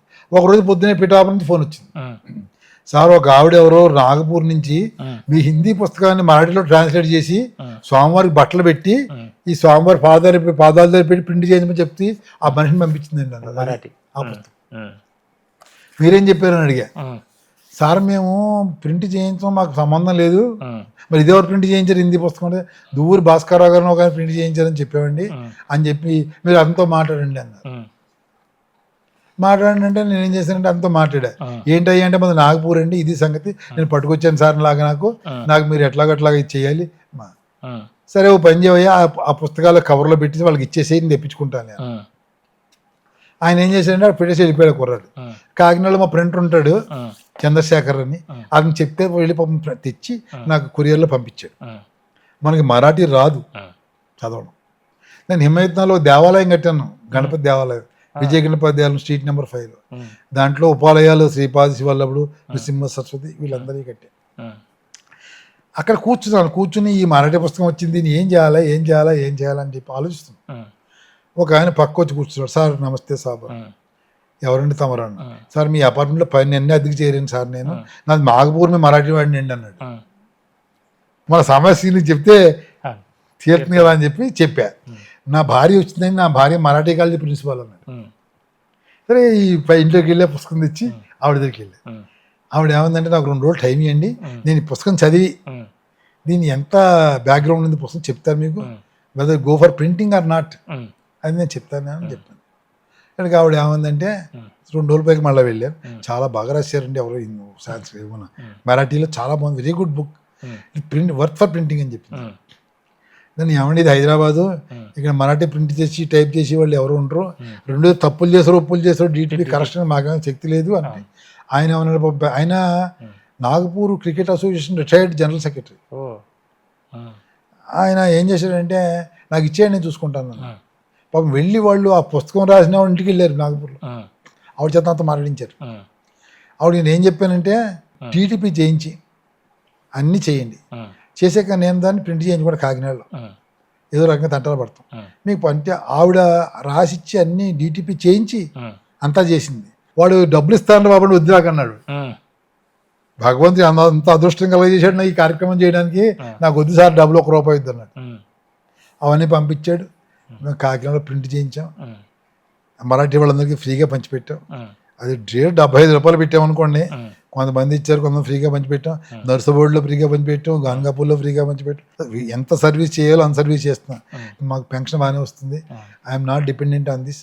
ఏదో స్వామిని నమ్ముకున్నాను, నా పిల్లలందరూ వెల్ సెటిల్డ్, నేను అసలు దీని మీద నాకు ₹1 ఎక్కర్లేదు. ఎంత సర్వీస్ చేయాలని కోరుతూ ఉన్నాను.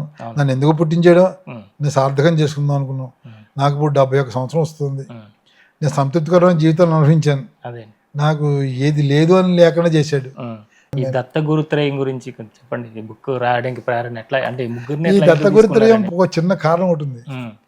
శ్రీపాద శ్రీవల్లభ కథాసుధ పుస్తకం తయారయ్యాక నేను ఓపెనింగ్ చేయించాలనుకున్నా. ఓపెనింగ్ చేయించాలనుకుని విట్ల బాబా గారికి ఫోన్ చేశాను. సార్ హనుమత్ జయంతి వస్తుంది, ఆ రోజు వల్లభాపురం వస్తాను, మీరు నా పుస్తకం ఓపెన్ చేయాలండి. ఆయన ఎప్పుడు నన్ను నాన్నే పిలిచేవారు. రా నాన్న నీ గడ్డేటి నేను చేస్తాను లేరా అన్న. ఆ ప్రింటర్ ఏం చేసాడు, అతను హనుమత్ జయంతి 2 రోజుల ముందేవరా అండి, హనుమత్ జయంతి పొద్దున 6 గంటలకు ఇచ్చాడు, 6:30 కూడా ఇచ్చాడు. సార్ ఏదో కరెంట్ పోయింది, వాళ్ళు చెప్తారు ఏదో అది పోయిందని చెప్పి ఏం చేయాలి నేను ఊరుకున్నా. 10ంటికి ఆయన ఫోన్ చేశారు, ఎవరు మన విట్ల బాబా గారు. ఏం నాన్న రాలేదేంటని. ఇలా జరిగింది స్వామి అన్నాను. అమ్మా ఇక్కడ దత్తాత్రేయుడు లేయాలి నీకేం తెలుసు, ఇప్పుడు నేను హైదరాబాద్లో ఉన్నాను, జీడిమెట్లో దత్తాత్రేయుడి దేవాలయానికి ఇప్పుడు శంకుస్థాపన చేశాను, మధ్యాహ్నం ఓపెన్ చేద్దాం పట్టరా జీడిమెట్లు అన్నారు. నేను మా ఆవిడ వెళ్ళి అది మన దత్త కథాసుధ, శ్రీపాద వల్లభ కథాసుధ, దాన్ని ప్రారంభోత్సవం చేశాం. 108 సార్లు దత్త చాలీసా చేసి ఆయన పుస్తకం ఓపెన్ చేశారు.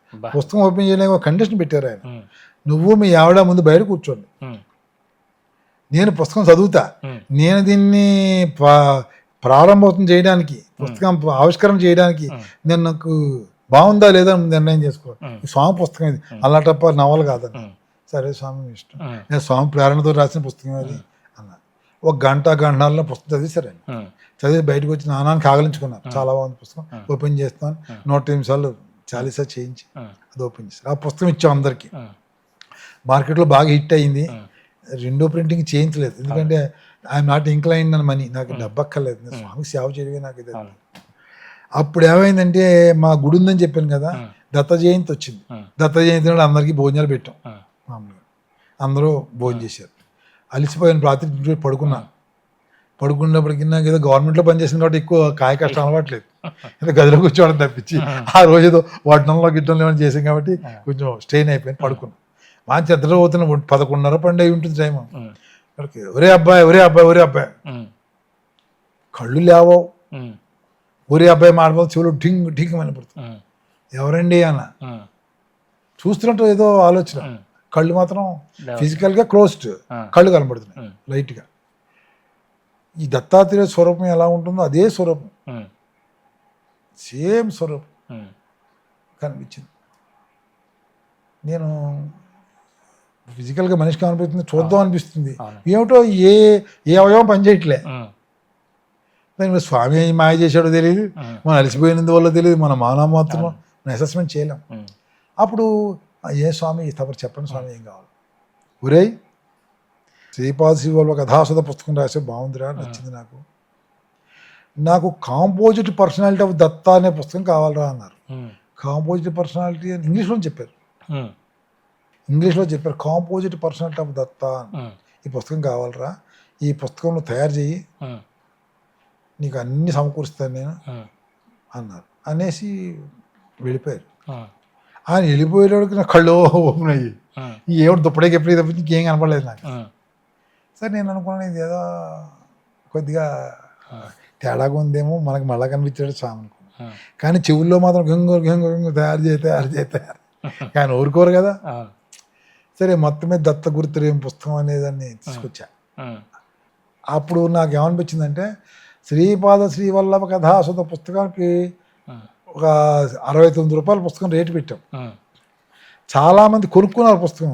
కొంతమంది విజ్ఞులు ఏం చేశారంటే 69 రూపాయలు ఎందుకు సార్ అని చెప్పి 200 పంపించి 300 పంపించి ఆ బ్యాంక్ అకౌంట్ పంపించారు. అసలు అదంతా స్వామి దయ ఎలా ఉంటుందంటే, నువ్వు అందులో దిగావంటే ఆ శ్రీపాద శ్రీవల్లభ సేవాశ్రమం ప్రారంభించే బ్యాంకులో అకౌంట్ ఓపెన్ చేద్దాం, ప్రతి బ్యాంకు మేనేజర్ దీనికి మెమోరాండం ఉన్నాయా, ఆర్టికల్స్ ఉన్నాయా, వాడి పర్మిషన్ ఉందా, కమిటీ పెట్టావా, ఇవ్వడం. ఇది అయ్యే పని కాదురా బాబు, ఏం చేయాలనుకుంది. ఇది అక్కడ బ్యాంక్ పేర్లో ఎందుకు లేదు, బ్యాంక్కి వెళ్ళా. ఆ బ్యాంక్ మేనేజర్ గారు కొంచెం నా పెద్ద పరిచయం, కొద్ది పరిచయం, గుడి కదా వస్తుండేవారు. ఏమంటే ఇలా వచ్చే రేటు ఉందా, ఇలాంటి సంగతి అండి అన్న, మెమోరాండం ఆఫ్ ఆర్టికల్స్ ఉన్నాయా అన్న. ఏమీ లేవండి, భగవంతుడు ఏదో ఒక ప్రేరణ ఇచ్చాడు ఓపెన్ చేయమని అకౌంట్, రండి కూర్చోవాలని చెప్పి కాదు సంతకం పెట్టినాను. సంతకం పెట్టి 5 నిమిషాలు ఓపెన్ చేసి పరిచయం అకౌంట్ అయితే. సరే మెమోరాండం ఆర్టికల్స్ ఎవరు అడగరు కదా అంటే, ఒకసారి కంప్యూటర్లో పోయి ఎవడే అడగండి, మీ పాన్ కార్డు ఇవ్వండి, మీరే రెస్పాన్సిబిలిటీ దీనికి ఏముంది అన్నాడు. నా పాన్ కార్డు ఇచ్చాను, ఆధార్ కార్డు ఇచ్చాను, ఓపెన్ చేసి. అప్పుడు ఈ మాట ఏం చెప్తున్నా అంటే, మీకు అలా ఓపెన్ చేసిన అకౌంట్కి చాలామంది డబ్బు పంపించారు. ఆ డబ్బు దగ్గర 1.5 lakhs అయింది.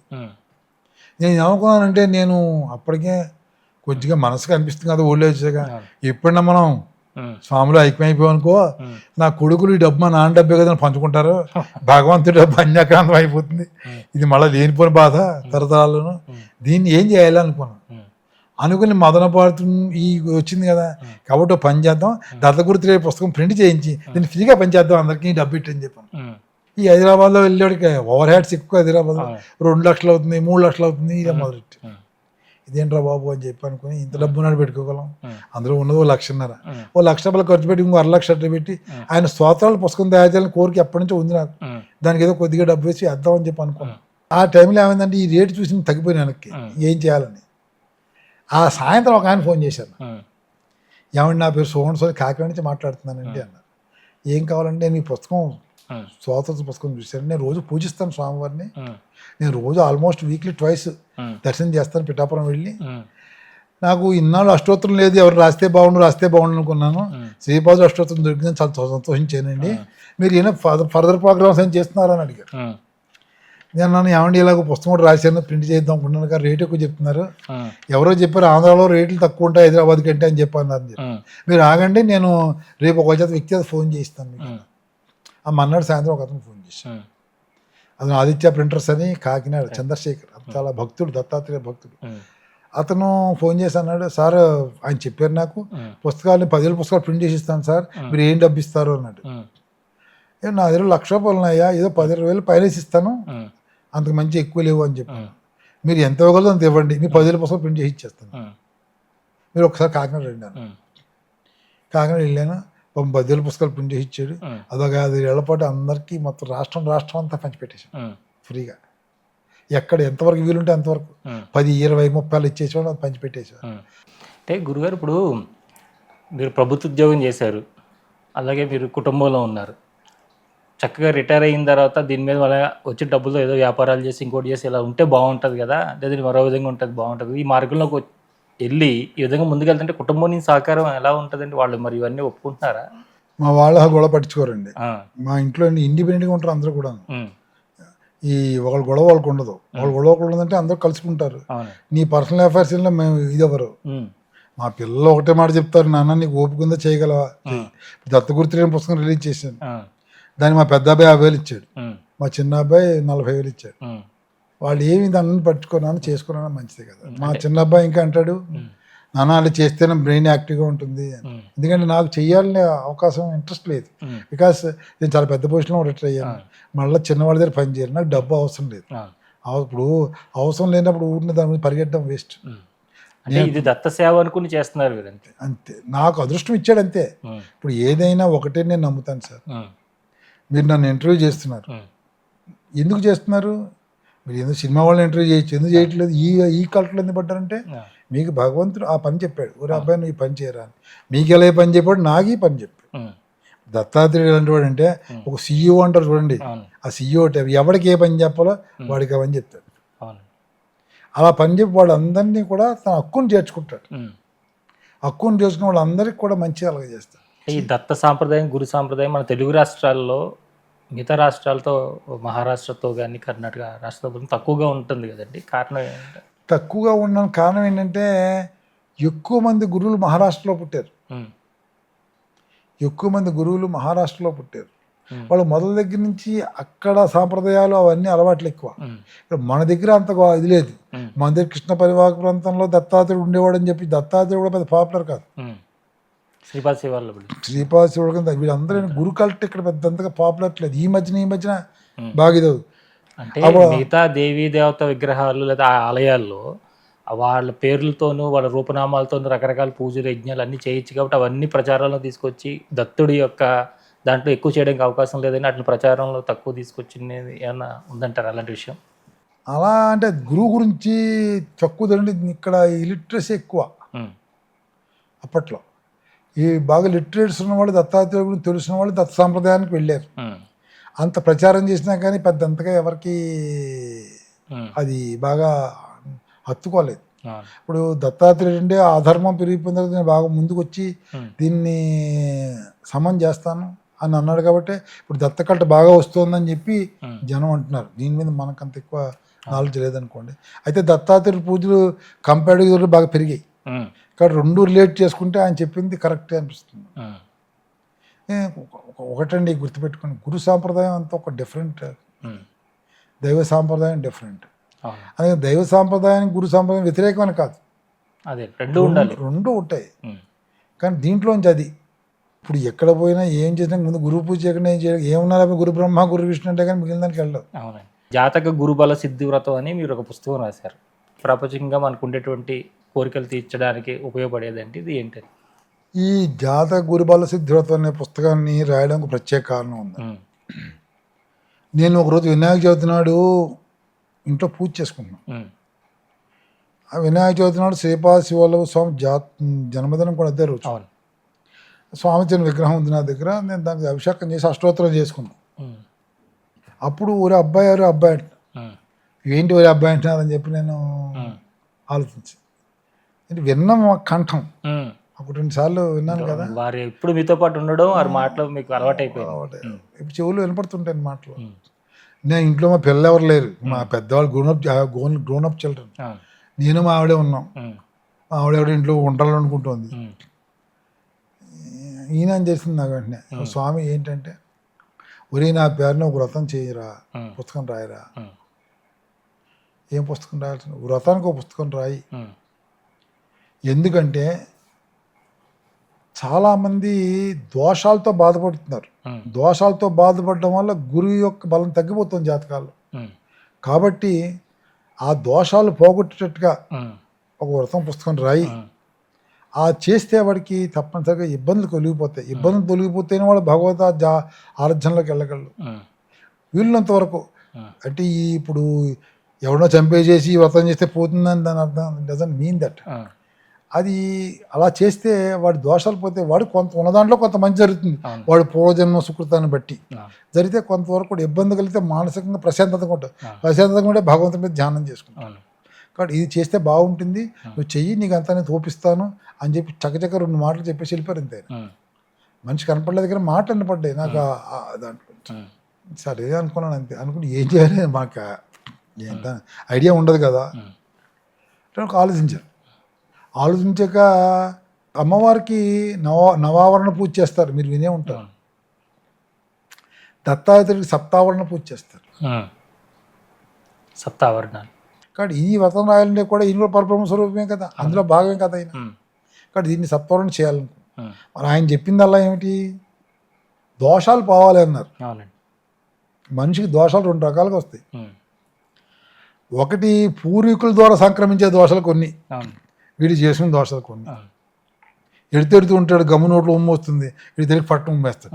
అది గుడి ప్రాంగణం అవ్వచ్చు, అనాలోచితం, తెలియదు. ఏదో ఎవడో చెప్తే గ్యాస్ రావాలి, అది మంచిది అవ్వచ్చు, నిజం అవ్వచ్చు, భగవత్ కార్యక్రమం అవ్వచ్చు. ఇటువంటి తెలియని దోషాలు, ఇటువంటి తెలియని దోషాలన్నీ పాపాలను పరిగణిస్తాయి. ఇవన్నీ అనఘావ్రతం వల్ల పోతాయి. దత్తాత్రేయ వ్రతాలు 3, ఒకటి సత్యదాత వ్రతం, 2 అనఘావ్రతం. ఈ 2 వ్రతాలే ఉన్నాయి. ఇది కొత్తగా పెట్టిన వ్రతం, ఇది వారి యొక్క ఆదేశం మేరకు పెట్టిన వ్రతం. అనఘావ్రతంలో ఏంటంటే చేసిన తప్పులు పోతాయి. తప్పులు పోతాయంటే పెద్ద పెద్ద తప్పులు కాదు, రాముడికే పోలేదు, మనకి ఎక్కడ పోతాయి. తెలియకుండా చేసినటువంటి తప్పులు ఏమైతే దోషాలు, అలాంటి దోషాలన్నీ పోయి స్వామి యొక్క అనుగ్రహం కలుగుతుంది. ఇప్పుడు దీంట్లో దోషాలు కాదు ఇవి, ఈ సంక్రమించే దోషాలు. నువ్వు చేసుకున్న దోషాలు సంక్రమించే దోషాలు. అంటే ఏంటి సంక్రమించే దోషాలు ఏంటంటే, ఇప్పుడు చాలామంది నాగదోషం ఉంటుంది, వాడికి తెలియదు అసలు నాగదోషం ఉందని. వాడి తాత ఎవడో పొలాల్లో ఉంటాడు, ఆ పొలాల్లో పాములే వస్తుంటే పాములు చంపుతాడు, అది జాతి పాముని చంపుతాడు, దోషం కింద పరిగణిస్తుంది. తను చనిపోయిన పాము చెప్పిస్తుంది. అలా తెలియకుండా దోషాలు కలుగుతుంటాయి. అలాగే ఏదో అనుకోకుండా పుణ్యక్షేత్రాలకు వెళ్ళి స్నానం చేసేటప్పుడు ఏదో పొరపాటుని ఉమ్మేయడం గంగా నదిలోనూ, ఇటువంటి దోషాలన్నీ సంక్రమిస్తుంటాయి మనిషి. ఇటువంటి దోషాలు ఎలా సంక్రమిస్తాయంటే పుణ్యక్షేత్రాల వల్ల, పుణ్యస్థలాల వల్ల, ఈ నాగదోషాల వల్ల, పితృదోషాల వల్ల, అలాగే నవగ్రహ దోషాల వల్ల ఇవన్నీ కలుగుతాయి. ఈ దోషాలన్ని వాటి వల్ల గురుబలం తగ్గిపోతుంది. ఇప్పుడు సులాభారంలో కృష్ణుడు పక్కన వచ్చినాడు, ఓ పక్కన బంగారం వేసేది, కృష్ణుడు మీద బరువు ఉండడు, ఏమన్నా 50 కిలో 100 కేజీలు ఉంటాడు, అందుకంటే ఎక్కువ. కానీ ఎందుకు తోకలేదు, అహంకారం అనేది ఇక్కడ ఉండిపోయింది. కాబట్టి ఇటువంటి మనకి తెలియని దోషాలు ఉంటాయి. ఈ తెలియని దోషాలు సంక్రమించే దోషాలు అన్ని ఉండడం వల్ల అక్కడ ఎందుకు తోకలేదంటే ఈ దోషం వల్ల తోకలేదు. గురుబలం ఎందుకు తగ్గిపోతుంది, ఈ దోషాల వల్ల తగ్గిపోతుంది. శ్రీపాదులు ముందు కూర్చోబెట్టి, అయ్యా నేను దోషాలు చేశాను కాబట్టి అందరినీ పూజిస్తున్నాను, ఏదో నన్ను అనుగ్రహించంటే ఆయన వీటిలో అన్నట్లు శాంతిపరిచి, ఒరే ఆ కుర్రాడు ఏదో నన్ను పిలిచి దండం పెట్టి నైవేద్యం పెట్టాడు కదరా, ఇంక వాడిని వదిలేయండి బాబు, మీరు పాపం వాడికి ఏదో న్యాయం చేద్దాం అన్నప్పుడు వాడి గురుబలం పెరుగుతుంది. ఇప్పుడు అరస్కోప్ ఉంటుంది, ఒక అరస్కోప్ చేసేవాడు జాతక దగ్గరికి వెళ్తారు, ఏమన్నా నాకు ఇది పని అవ్వట్లేదు అంటే, నీకు గురుబలం తక్కువగా ఉందా అంటే అని ఏం చెప్తాడు, నీకు ఏదో బృహస్పతికి ఏదో జపం చేయించు, సాయిబాబా గుడికి వెళ్ళు, గురువు పూజ చేయించు. ఇవన్నీ రెమెడియల్ మెజర్స్. తలపోటు వస్తే ఒక బిళ్ళ వేసుకుంటే తలపోటు తగ్గుతుంది, అది కూడా అంతే అనమాట. కాబట్టి ఇటువంటి వాటిలన్నీ గురువు దగ్గర కూర్చోబెట్టి, గురువు కనుక వీటన్నిటికి అనుగ్రహిస్తే గురుబలం పెరుగుతుంది, వీటిలో యొక్క శక్తి తగ్గుతుంది. వీటిలో శక్తి తగ్గితే వాడికి అనుకున్న పనులు అవుతాయి. అనుకున్న పనులు అయ్యి అంటే వాడికి ఏ పని అవ్వాలంటే వాడి పూర్వజన్మ సుకృతంలో ఆధారపడి ఉంటుంది. ఇప్పుడు నేను నాకు ప్రైమ్ మినిస్టర్ అవ్వాలంటే అవుతాను, అవ్వను కదా. నాకు అర్హత గలది ఎందుకు దక్కట్లేదు అన్నదే కరెక్ట్ మాట. ఇది నాకు అర్హత గలది ఎందుకు దక్కట్లేదు, ఆ దక్కలేకుండా ఎవడ పడుతున్నాడో వాడిని తీసేస్తాడు. అప్పుడు గురుబలం పెరుగుతుంది. ఈ గురుబలం పెరగడం రెమెడియల్ మేజర్. ఆ రెమెడియల్ మేజరే పుస్తకం శ్రీపాద శ్రీవల్లభ జాతక గురుబల సిద్ధి వ్రతం. ఈ వ్రతం చాలా చోట్ల చేస్తారు. వ్రతం ఏ సమయాల్లో చేసుకోవాలంటే దీన్ని ఏంటంటే అలా ఏమన్నా ఉందా? దీని సమయం అంటే సహజంగా శ్రీపాదుడు ఉద్దేశించింది కాబట్టి చిత్తా నక్షత్రం రోజు చేస్తే అలా మంచిది. గురువు బలం ఎక్కువ ఉంటుంది కాబట్టి గురువారం చేస్తే మంచిది. అంటే ఏ వ్రతం అయినా సహజంగా అంటే 100% కాదని చెప్పలేం, కానీ చంద్రుడు ఉచ్చ దిశలో ఉన్నప్పుడు చేసుకుంటే మంచిది. శుక్లపక్షంలో చేసుకునే పూజలకి వాటికి ఒక విధానం బాగుంటుంది. పైగా దత్తాత్రేయుడి పూజలు శుక్లపక్షంలోనే బాగుంటాయి, ఎందుకంటే పౌర్ణమి దత్తాత్రేయుడు మంచి పట్టు కదా, అందుకని శుక్లపక్ష గురువారాలు మంచిది. ఇంకా దత్త జయంతి, రాఖీ పౌర్ణమి, ఇటువంటి దత్తుడికి సంబంధించిన రోజులను చేసుకుని మంచిది. ఇంక ఏది లేకపోతే అయ్యం ముహూర్తం సుముహూర్తం వస్తున్నట్టుగా ఎప్పుడు పెడితే అప్పుడు మంచి రోజు చూసి చేసుకోవడం అంతే. భగవంతుడు మనలో తప్పులు ఎంచడం, అది చాలా మంది తెలుసుకోవాలి. ఇప్పుడు ఎవరి దగ్గరికి పోతే నువ్వు అక్కడ ఉన్నావు, నీది తల పగిలిపోతుంది, ఇది ముట్టుకుని నీ కాలు పగిలిపోతుంది, అవన్నీ కరెక్ట్ కాదు. ఉన్నవాడు శుచి శుభ్రతను పాటించకుండా ఉండడం అందుకు చెప్పేతాడు అనమాట, అందుకంటే ఏం లేదు. ఒకడు కొంచెం ఎక్సెస్ చెప్తాడు, అవన్నీ కరెక్ట్ కాదు. నీ తండ్రి నువ్వు పాడైపోవాలని కోరుకోడు కదా, అదే కదా సింపుల్ విషయం. అలాగే ఆయన మొన్న పాడైపోవాలని అనుకోడు, మనకి ఎలాగైనా బాగు చేద్దాం అనుకుంటాడు. మొన్న నాకు బాగుపడినాయి అంటే వదిలేస్తాడు అంతే, నాకు బాగొద్దంటే నేను వదిలేస్తాడు, బాగుపడతానంటే నీకు దారి చూపెడతాడు. అందుకని దత్తాత్రేయుడిని పూజించడం అనేది మనిషి ఒక బేసిక్ 3 పాయింట్ ఫార్ములా పెట్టుకు పూజించాలి, నా అభిప్రాయం అది. భక్తి, జ్ఞానం, వైరాగ్యం, ఈ 3. నువ్వు భక్తితో దత్తాత్రేయుడు పూజిస్తే నీకు జ్ఞానం వస్తుంది. జ్ఞానం ఉండడం వల్ల ఏంటి లాభం అంటే నువ్వు ఏ పని చేయాలి, ఏ పని చేయకూడదు, నీ జీవితం ఎలా ఉండాలి, నువ్వే కెప్టెన్ నీ లైఫ్కి, నీ విచక్షణ జ్ఞానం బాగా పెరిగిపోతుంది. దత్తాత్రేయుడు భక్తులు చూడండి, వాళ్ళు పెద్ద అంతగా గాడిగా కనపడరు, మీకు సింపుల్గానే ఉంటారు. ఏదో విపరీతంగా దాన్ని ప్రొజెక్ట్ చేయాలని చెప్పి ఎగ్జిబిట్ చేయాలని ఐడియాస్ ఉండవు. బాగానే గుడికి వెళ్తాడు, దండం పెడతాడు, అంతే వచ్చేస్తాడు, అయిపోతుంది. అంటే నీ మిగిలిన వాటి వల్ల కాన్సన్ట్రేషన్ ఉంటుంది. ఈ ఎందుకు జ్ఞానం అంటే అది 3వ స్టేజ్ వైరాగ్యం. 3వ స్టేజ్కి ఇది అంకురార్పణ అనమాట. నువ్వు మెల్లిగా ఆ లైన్లోకి వెళ్తావు. ఇంకా 60 ఏళ్ళు వచ్చేటికి ఇక వాడు పొద్దున్న సాయంత్రం కుర్చీలో కూర్చుని ఓం దత్త ఓం దత్త ఓం దామ్ దత్తాత్రేయ నమః ఓం దత్త, ఏ వాడికి ఎలా, ఇప్పుడు దామ్ దత్తాత్రేయ అన్న వాడికి ఎంత పుణ్యం వస్తుందో, దత్త అన్న అంతే పుణ్యం వస్తుంది, దత్తయ్య అన్న పూజ, ఈ దానికి ఏం తేడా ఏముండదు. ఇప్పుడు ఎలా ఉంటుందంటే విద్వాంసుడు ఉంటాడు, వాడు మామూలుగా పూజ చేయకూడదు. ఇప్పుడు మీరు ఎంఏ చదివారు, రామాన్ రావే అంటే రాక ఒత్తు పెట్టకపోతే తప్పు కదా, తెలిసిన తర్వాత తప్పు చేస్తే తప్పే.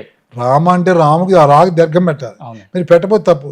రానివాడు రామ రామ అని రాసిన తప్పులేదు, వాడి భక్తి కావాలి వాడికి. అందుకని శాస్త్రం ఏం చెప్తుందంటే డివోషన్. అందుకని బాబా ఏం చెప్తాడు, you look at me I will look at you అంటాడు. ఎంత సింపుల్గా ఉంది అది. అంటే ఇందాక నేను చెప్పి భక్తి అంటే కదా, దాని తెలుగులో మార్చుకోండి మీరు. నువ్వు భక్తితో నన్ను చూడు, నేను చూస్తాను, సింపుల్ కదా. అంటే గురుగారు ఇప్పుడు చూస్తున్నారు ప్రేక్షకులందరూ, వాళ్ళందరికీ ఈ దత్తతత్వం గురించి క్లుప్తంగా. దత్తతత్వంలో కావాల్సింది ఏంటంటే ఎక్కువ కలవు నామస్మరణ ముక్తి అన్నారండి. ఈ కలికాలంలో ఏంటంటే చాలా బాధలు ఉంటాయి, అది నీకు తెలిసిన దేవుడు. ఇప్పుడు తలనొప్పి వచ్చిన డాక్టర్ దగ్గరికి వెళ్తే మనం ఎందుకు వచ్చినా వాడు తెలుస్తుంది కదా, మీకు తెలియదు. మీకు తలనొప్పి వస్తుందో తెలుస్తుంది, కానీ నీ రూట్ కాజ్ ఏంటో డాక్టర్ తెలుస్తుంది. అలా ఈ కలియుగం మనం పడుతున్న బాధలన్నీ కూడా భగవంతుడు తెలుసు. అందుకని నేను ఏమన్నాడు, నువ్వు ఏమి చేయక్కలేరా బాబు, నువ్వు కలవు నామ, నువ్వు కూర్చుని ఉన్నప్పుడు ఓం జయ గురుదత్త జయ గురుదత్త జయ గురుదత్త అనుకున్నావు అనుకో, నీకు కొంతకాలానికి నీకు అలవాటు అవుతుంది, అది జ్ఞానం పెరుగుతూ ఉంటుంది. జ్ఞానం పెరుగు ఏం చేయాలి ఏం చేయకూడదు అని నువ్వు ఇప్పుడు ఉద్ధరే ఆత్మానాం అంటాడు కృష్ణ భగవద్గీత. తెలియదేమో, ఎవరిని వాడే ఉద్ధరించుకోవాలి. తెలుగులో పాట ఉంది, ఎవరో వస్తారని ఏదో చేస్తారని ఎదురు చూసి మోసపోకుమా అంటాడు. అది సినిమా పాట అనుకోండి, ఎక్కడి నుంచి తీసుకొచ్చినవి అవన్నీ కూడా. బ్రిటిష్ వాడు ఏం చెప్పాడు, 100 may tell you 100 things, follow what your mind says అంటాడు. అది భగవద్గీత నుంచి కదా. చక్కగా అనుష్ఠింపబడిన పరధర్మము కన్ను గుణములేని స్వధర్మం వేరుంటాడు కృష్ణుడు. దానికి అదే కదా అర్థం. అందుకని ఒకదానిలోంచి అన్ని తీసుకొచ్చినాయి, నువ్వు నీ అంతటి నువ్వే చేసుకోవాలి. కానీ ఏంటంటే విశ్వాసంతో చేయాలి. ఎంత విశ్వాసంతో దత్తుడిని నమ్మేవంటే నీలో మైనస్ పాయింట్ అని తీసేస్తాడు. నీకు విషయం తెలియదు అనుకోండి, నీకే మాకు కూర్చున్నప్పుడు ఎవరు వెళ్తున్నారా ఇంకేం తెలిసినట్టుగా ఉందని చెప్పి సార్ నమస్కారం అండి కొంచెం మాట్లాడదాం ఏంటే వాడు చేయాలి. అలాగే నీకు ఒక మార్గాన్ని ఏర్పాటు చేసి నిన్ను ఉన్నత స్థాయికి తీసుకెళ్తాడు. అదే గురువులో ఉన్న గొప్పతనం. దీనికి ఎప్పుడు మొదలైంది కూడా భగవంతుడిని గురువుని 2 ముడి పెట్టకూడదు, దేనికి దానికే. మీరు ఎప్పుడు జ్ఞానం కోసం ప్రయత్నం చేయాలి. జ్ఞానం కోసం ప్రయత్నం చేయాలంటే భక్తి కావాలి. భక్తి ద్వారా జ్ఞానాన్ని, జ్ఞానం ద్వారా వైరాగ్యాన్ని, వైరాగ్యం ద్వారా మోక్షాన్ని. అదే దత్తత్వం. అదే దత్తత్వం. సింపుల్. దత్తాత్రేయుని పూజించిన వాడు ఇంతసేపు కూడా భక్తికి ముందే చెప్పాను నేను. దత్తాత్రేయుడి పూజకి మిగిలిన పూజకి చాలా డిఫరెన్స్ ఉందండి. శివుడిని పూజిస్తే నీకు ఏం కావాలో ఇస్తాడు, అమ్మవారిని పూజిస్తే ఏం కావాలో ఇస్తుంది. అంటే అందరికి ఇస్తుందని కాదు, నీకు ఎలిజిబిలిటీని బట్టి చేస్తారు వాళ్ళు. అయితే దత్తాత్రేయుడు అలా చేయడు. అసలు నీకు ఒక ఆస్తిపాస్తులు కావాలని శివుడిని అడిగామనుకోండి, ఆయన 10 రూపాయలు 5 రూపాయలని ఇస్తాడు. ఈ నీకు పూజ చేయగానే ఏమంటాడంటే ఈ 5 రూపాయలు ఎందుకు అడగాలరా అనిపిస్తాడు. నేను కష్టపడి సంపాదించుకోవచ్చు కదా, ఎందుకు నాకు గొడవ అంతాను. నేను దేవుణ్ణి ఏం అడగాలి, నా భక్తి మార్గం ఎలాగా, నా జీవితం ఎలాగా, నీ పైకి ఎలా వెళ్ళాలి, నిన్ను ఎలా పూజించాలి, నా వానప్రస్థం ఎలాగా, నా జీవితం. ఇప్పుడు భార్యాభర్తలు ఉంటారండి, భర్త వేరు భార్య వేరు. పెళ్ళయ్యే వాళ్ళకో వాళ్ళు ఎవరో తెలియదు. తర్వాత ఇద్దరు కలిసిమెలిసి బతుకుతారు, భోజనం చేస్తారు, పడుకుంటారు, సంసారం చేస్తారు, పిల్లల్ని కంటారు, డబ్బులు సంపించుకుంటారు, అన్నీ చేసుకుంటారు. చచ్చిపోవడం ఏమవుతారు, ఇడిగా వచ్చారో అలాగే ఎవడ ముందు అని, ఎవడి బాధలో వాడివి. ఇవన్నీ నీకు అర్థమవుతాయి. నీ లైఫ్ యొక్క ఏ వీల్లో లైఫ్ నడుస్తుంది, ఎలా నడుస్తుంది, స్ట్రాటజీ ఆఫ్ లైఫ్. ఈ చివరికి వచ్చిన పరిస్థితి ఏమిటి. ఇప్పుడు జ్ఞానం సంపాదించిన వాడు, మీకు చిన్న ఎగ్జాంపుల్ చెప్తాను. ఎడబాటు వచ్చింది అనుకోండి, ఏదో ఒక ఎడబాటు, ఏమనుకుంటాడు, వెళ్ళిపోయి పరమాత్మ దగ్గరికి పోన్లే అనుకుంటాడు. అది తెలియని వాడు ఏమనుకుంటాడు, వాడితో కాఫీ తాగాను, వీడితో టీ తాగాను, అబ్బమ్మా వాడు పోయాడు, వాడు రోజు పొద్దు ఇదే కూడా వాడు. ఎన్నో విధాలుగా ఉన్నత స్థాయికి తీసుకెళ్తాడు దత్తాత్రేయుడు. అదే దత్తాత్రేయుడు యొక్క పూజలో కానీ దత్తతత్వంలో కానీ ఉన్న విశేషం అదే. దత్తతత్వం అనేది ఒక పెద్ద డైవర్సిఫైడ్ సబ్జెక్ట్. ఒక్కొక్క మాటలో కొన్ని వేల రకాలు ఉంటాయి. వాటిని దత్తాత్రేయుల గురించి ఎంతోమంది మహాజ్ఞానులు ఎన్నో పుస్తకాలు రాశారు. ఆ పుస్తకాలు మనం చదివే కొద్దీ కూడా మనకు అర్థం కావు. దత్తాత్రేయుడు ఎంతసేపు కూడా జ్ఞానార్థులకే ఉంటాడు. జ్ఞానం సంపాదించుకో అంటాడు.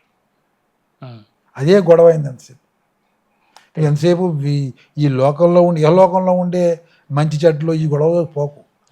జ్ఞానం మీరు ఎంత కొట్టు కష్టపడినా మీకు ఎంత రావాలో అంతే వస్తుంది. అది విపరీతంగా రాదు.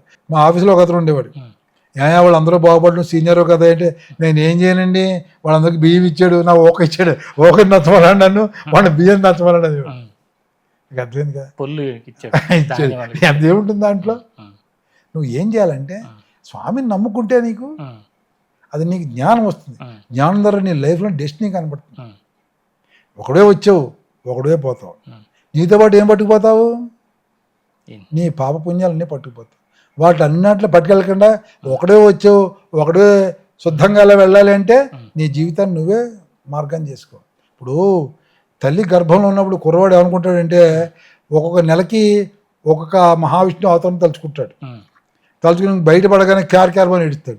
ఈ దరిద్రం కొంపలో వచ్చారా బాబు, నేను ఈ దేశంలోకి వచ్చాను, దరిద్రం దేశంలోకి అనుకుంటాడు. ఈ 10 నెలల్లో వాడు చేసిన స్తోత్రాలు, మహావిష్ణువు యొక్క పూజలు అన్నీ మర్చిపోతాడు. ఇంక మళ్ళీ బయటపడతాడు, పెద్ద అవుతాడు, ఈ న్యూసెన్స్ అంతా వాడు భరిస్తాడు. ఏదో వాడు ఎన్కౌంటర్ చేసుకుంటాడు, వాడి జీవితం వాడు గడుపుకోవాలి కదా, మంచో చెడ్డో చేసుకుంటాడు. ఇదంతా ఒకడు ఉంటాడు మంచిగా జీవితం గడుపుతాడు, మొదలు నుంచి వాడు పూర్వజన్మ సుకృతం. స్వస్వరూప దర్శనం అనేది మీకు జరిగిందా గురుగారు? స్వస్వరూప దర్శనం అనేది ఎవరికి జరగదు. మనకి ఏదో మాయ కప్పుతుంది. కళ్ళు లేవడం మనిషి కనబడతాడు, కనపడిన మనిషిని వెళ్ళి నమ్ముతావు. నేను కళ్ళతో మనం చూశాను, నాకు డిస్సాటిస్ఫాక్షన్ ఎలా ఉండిపోతుంది, అసంతృప్తి, నేను చూడలేదనిపిస్తుంది, అని భ్రాంతి ఏమనిపిస్తుంది. అదే మాయ. ఎంతో గొప్ప సాధనలో తపస్సు చేస్తేనే కానీ ఆ స్వామివారి యొక్క దర్శనం జరగదు, వారి గురువుల యొక్క దర్శనం. అలాంటిది మీకు దొరికిందంటే అది కేవలం ఈ గ్రంథాలు, ఈ పఠనం ద్వారా దొరికింది అనుకుంటున్నారా, లేకపోతే పూర్వజన్మ మీకు సంబంధం? పూర్వజన్మే. నాకు బ్యాక్గ్రౌండ్ ఏం లేదు, ముందే చెప్పా. నేను గురువుల్లో చదువుకోలేదు. అనుకున్నారండి ఎప్పుడైనా అసలు నేను పూర్వజన్మలో ఏమై ఉంటానని ఎప్పుడైనా తెలుసుకుందాం ప్రయత్నం చేశారా? కంచి వెళ్తే అదే వేలుముద్ర శాస్త్రం అది ఉంటుంది కదా, అతని దగ్గరికి వెళ్ళా. మా బ్రదర్ మెడ్రాస్లో ఉంటాడు, అయితే మల్టీ మిలియనర్, అందుకు ఒక ఇన్ఫ్లుయెన్స్ ఉంది, కంచిలో మిల్క్ ఫ్యాక్టరీస్ ఉన్నాయి. అతను ఏం చేశాడంటే వాళ్ళకి ఫోన్ చేశాడు, ఆ కంచి టెంపుల్ వాళ్ళకి వాళ్ళు ఏర్పాటు చేశారు.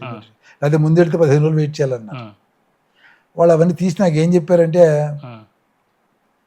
నువ్వు గత జన్మలో విపరీతమైన దాన ధర్మాలు చేసావు.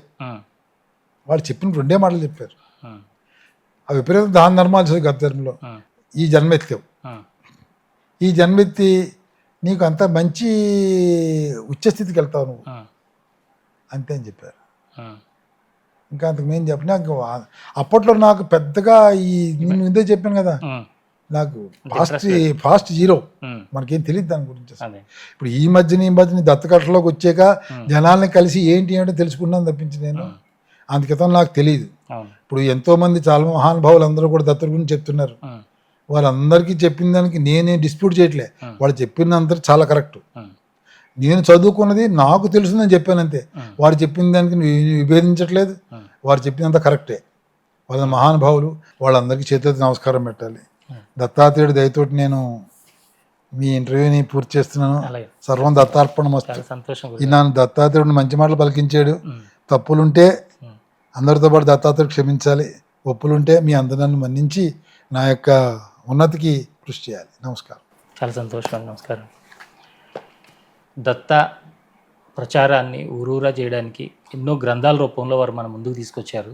అంటే మనం భక్తి మార్గంలో ఉంటే వారికి ఏ విధంగా దగ్గర అవుతాం, దాని నుంచి జ్ఞానాన్ని ఎలా సంపాదించుకోవచ్చు, అక్కడ నుండి వైరాగ్యం ఏ విధంగా వస్తుంది, అక్కడ నుండి మోక్షం ఏ విధంగా వస్తుంది.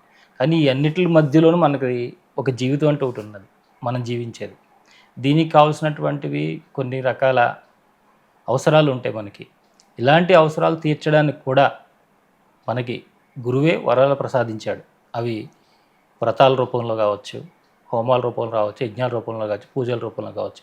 అలాంటివి ఏ విధంగా చేసుకుంటే ఆ దత్తాత్రేయుడికి మనం దగ్గర అవుతాము, ఆ శ్రీపాద శ్రీవాళ్ళు కూడా దగ్గర అవుతామనే విషయాలన్నీ కూడా మనకి భాస్కర్ రావు గారు చాలా క్లియర్గా వారి గ్రంథాల ద్వారా మనకు అందించారు. నిజంగా ఇంత గొప్ప గ్రంథాలని మనకు అందించడమే కాకుండా వారు ఈ దత్త సేవలో తరిస్తున్నారు. అలాంటి వారిని మనం కలుసుకున్నాం. ఇంతవరకు వారు ఇచ్చినటువంటి అద్భుతమైనటువంటి అనుగ్రహ భాషను తీసుకున్నాం. వారికి ఇంటర్వ్యూలో మళ్ళీ కలుసుకుందాం. అంతవరకు చూస్తున్నాను శ్రీ సన్నిధి టీవీ. నమస్కారం.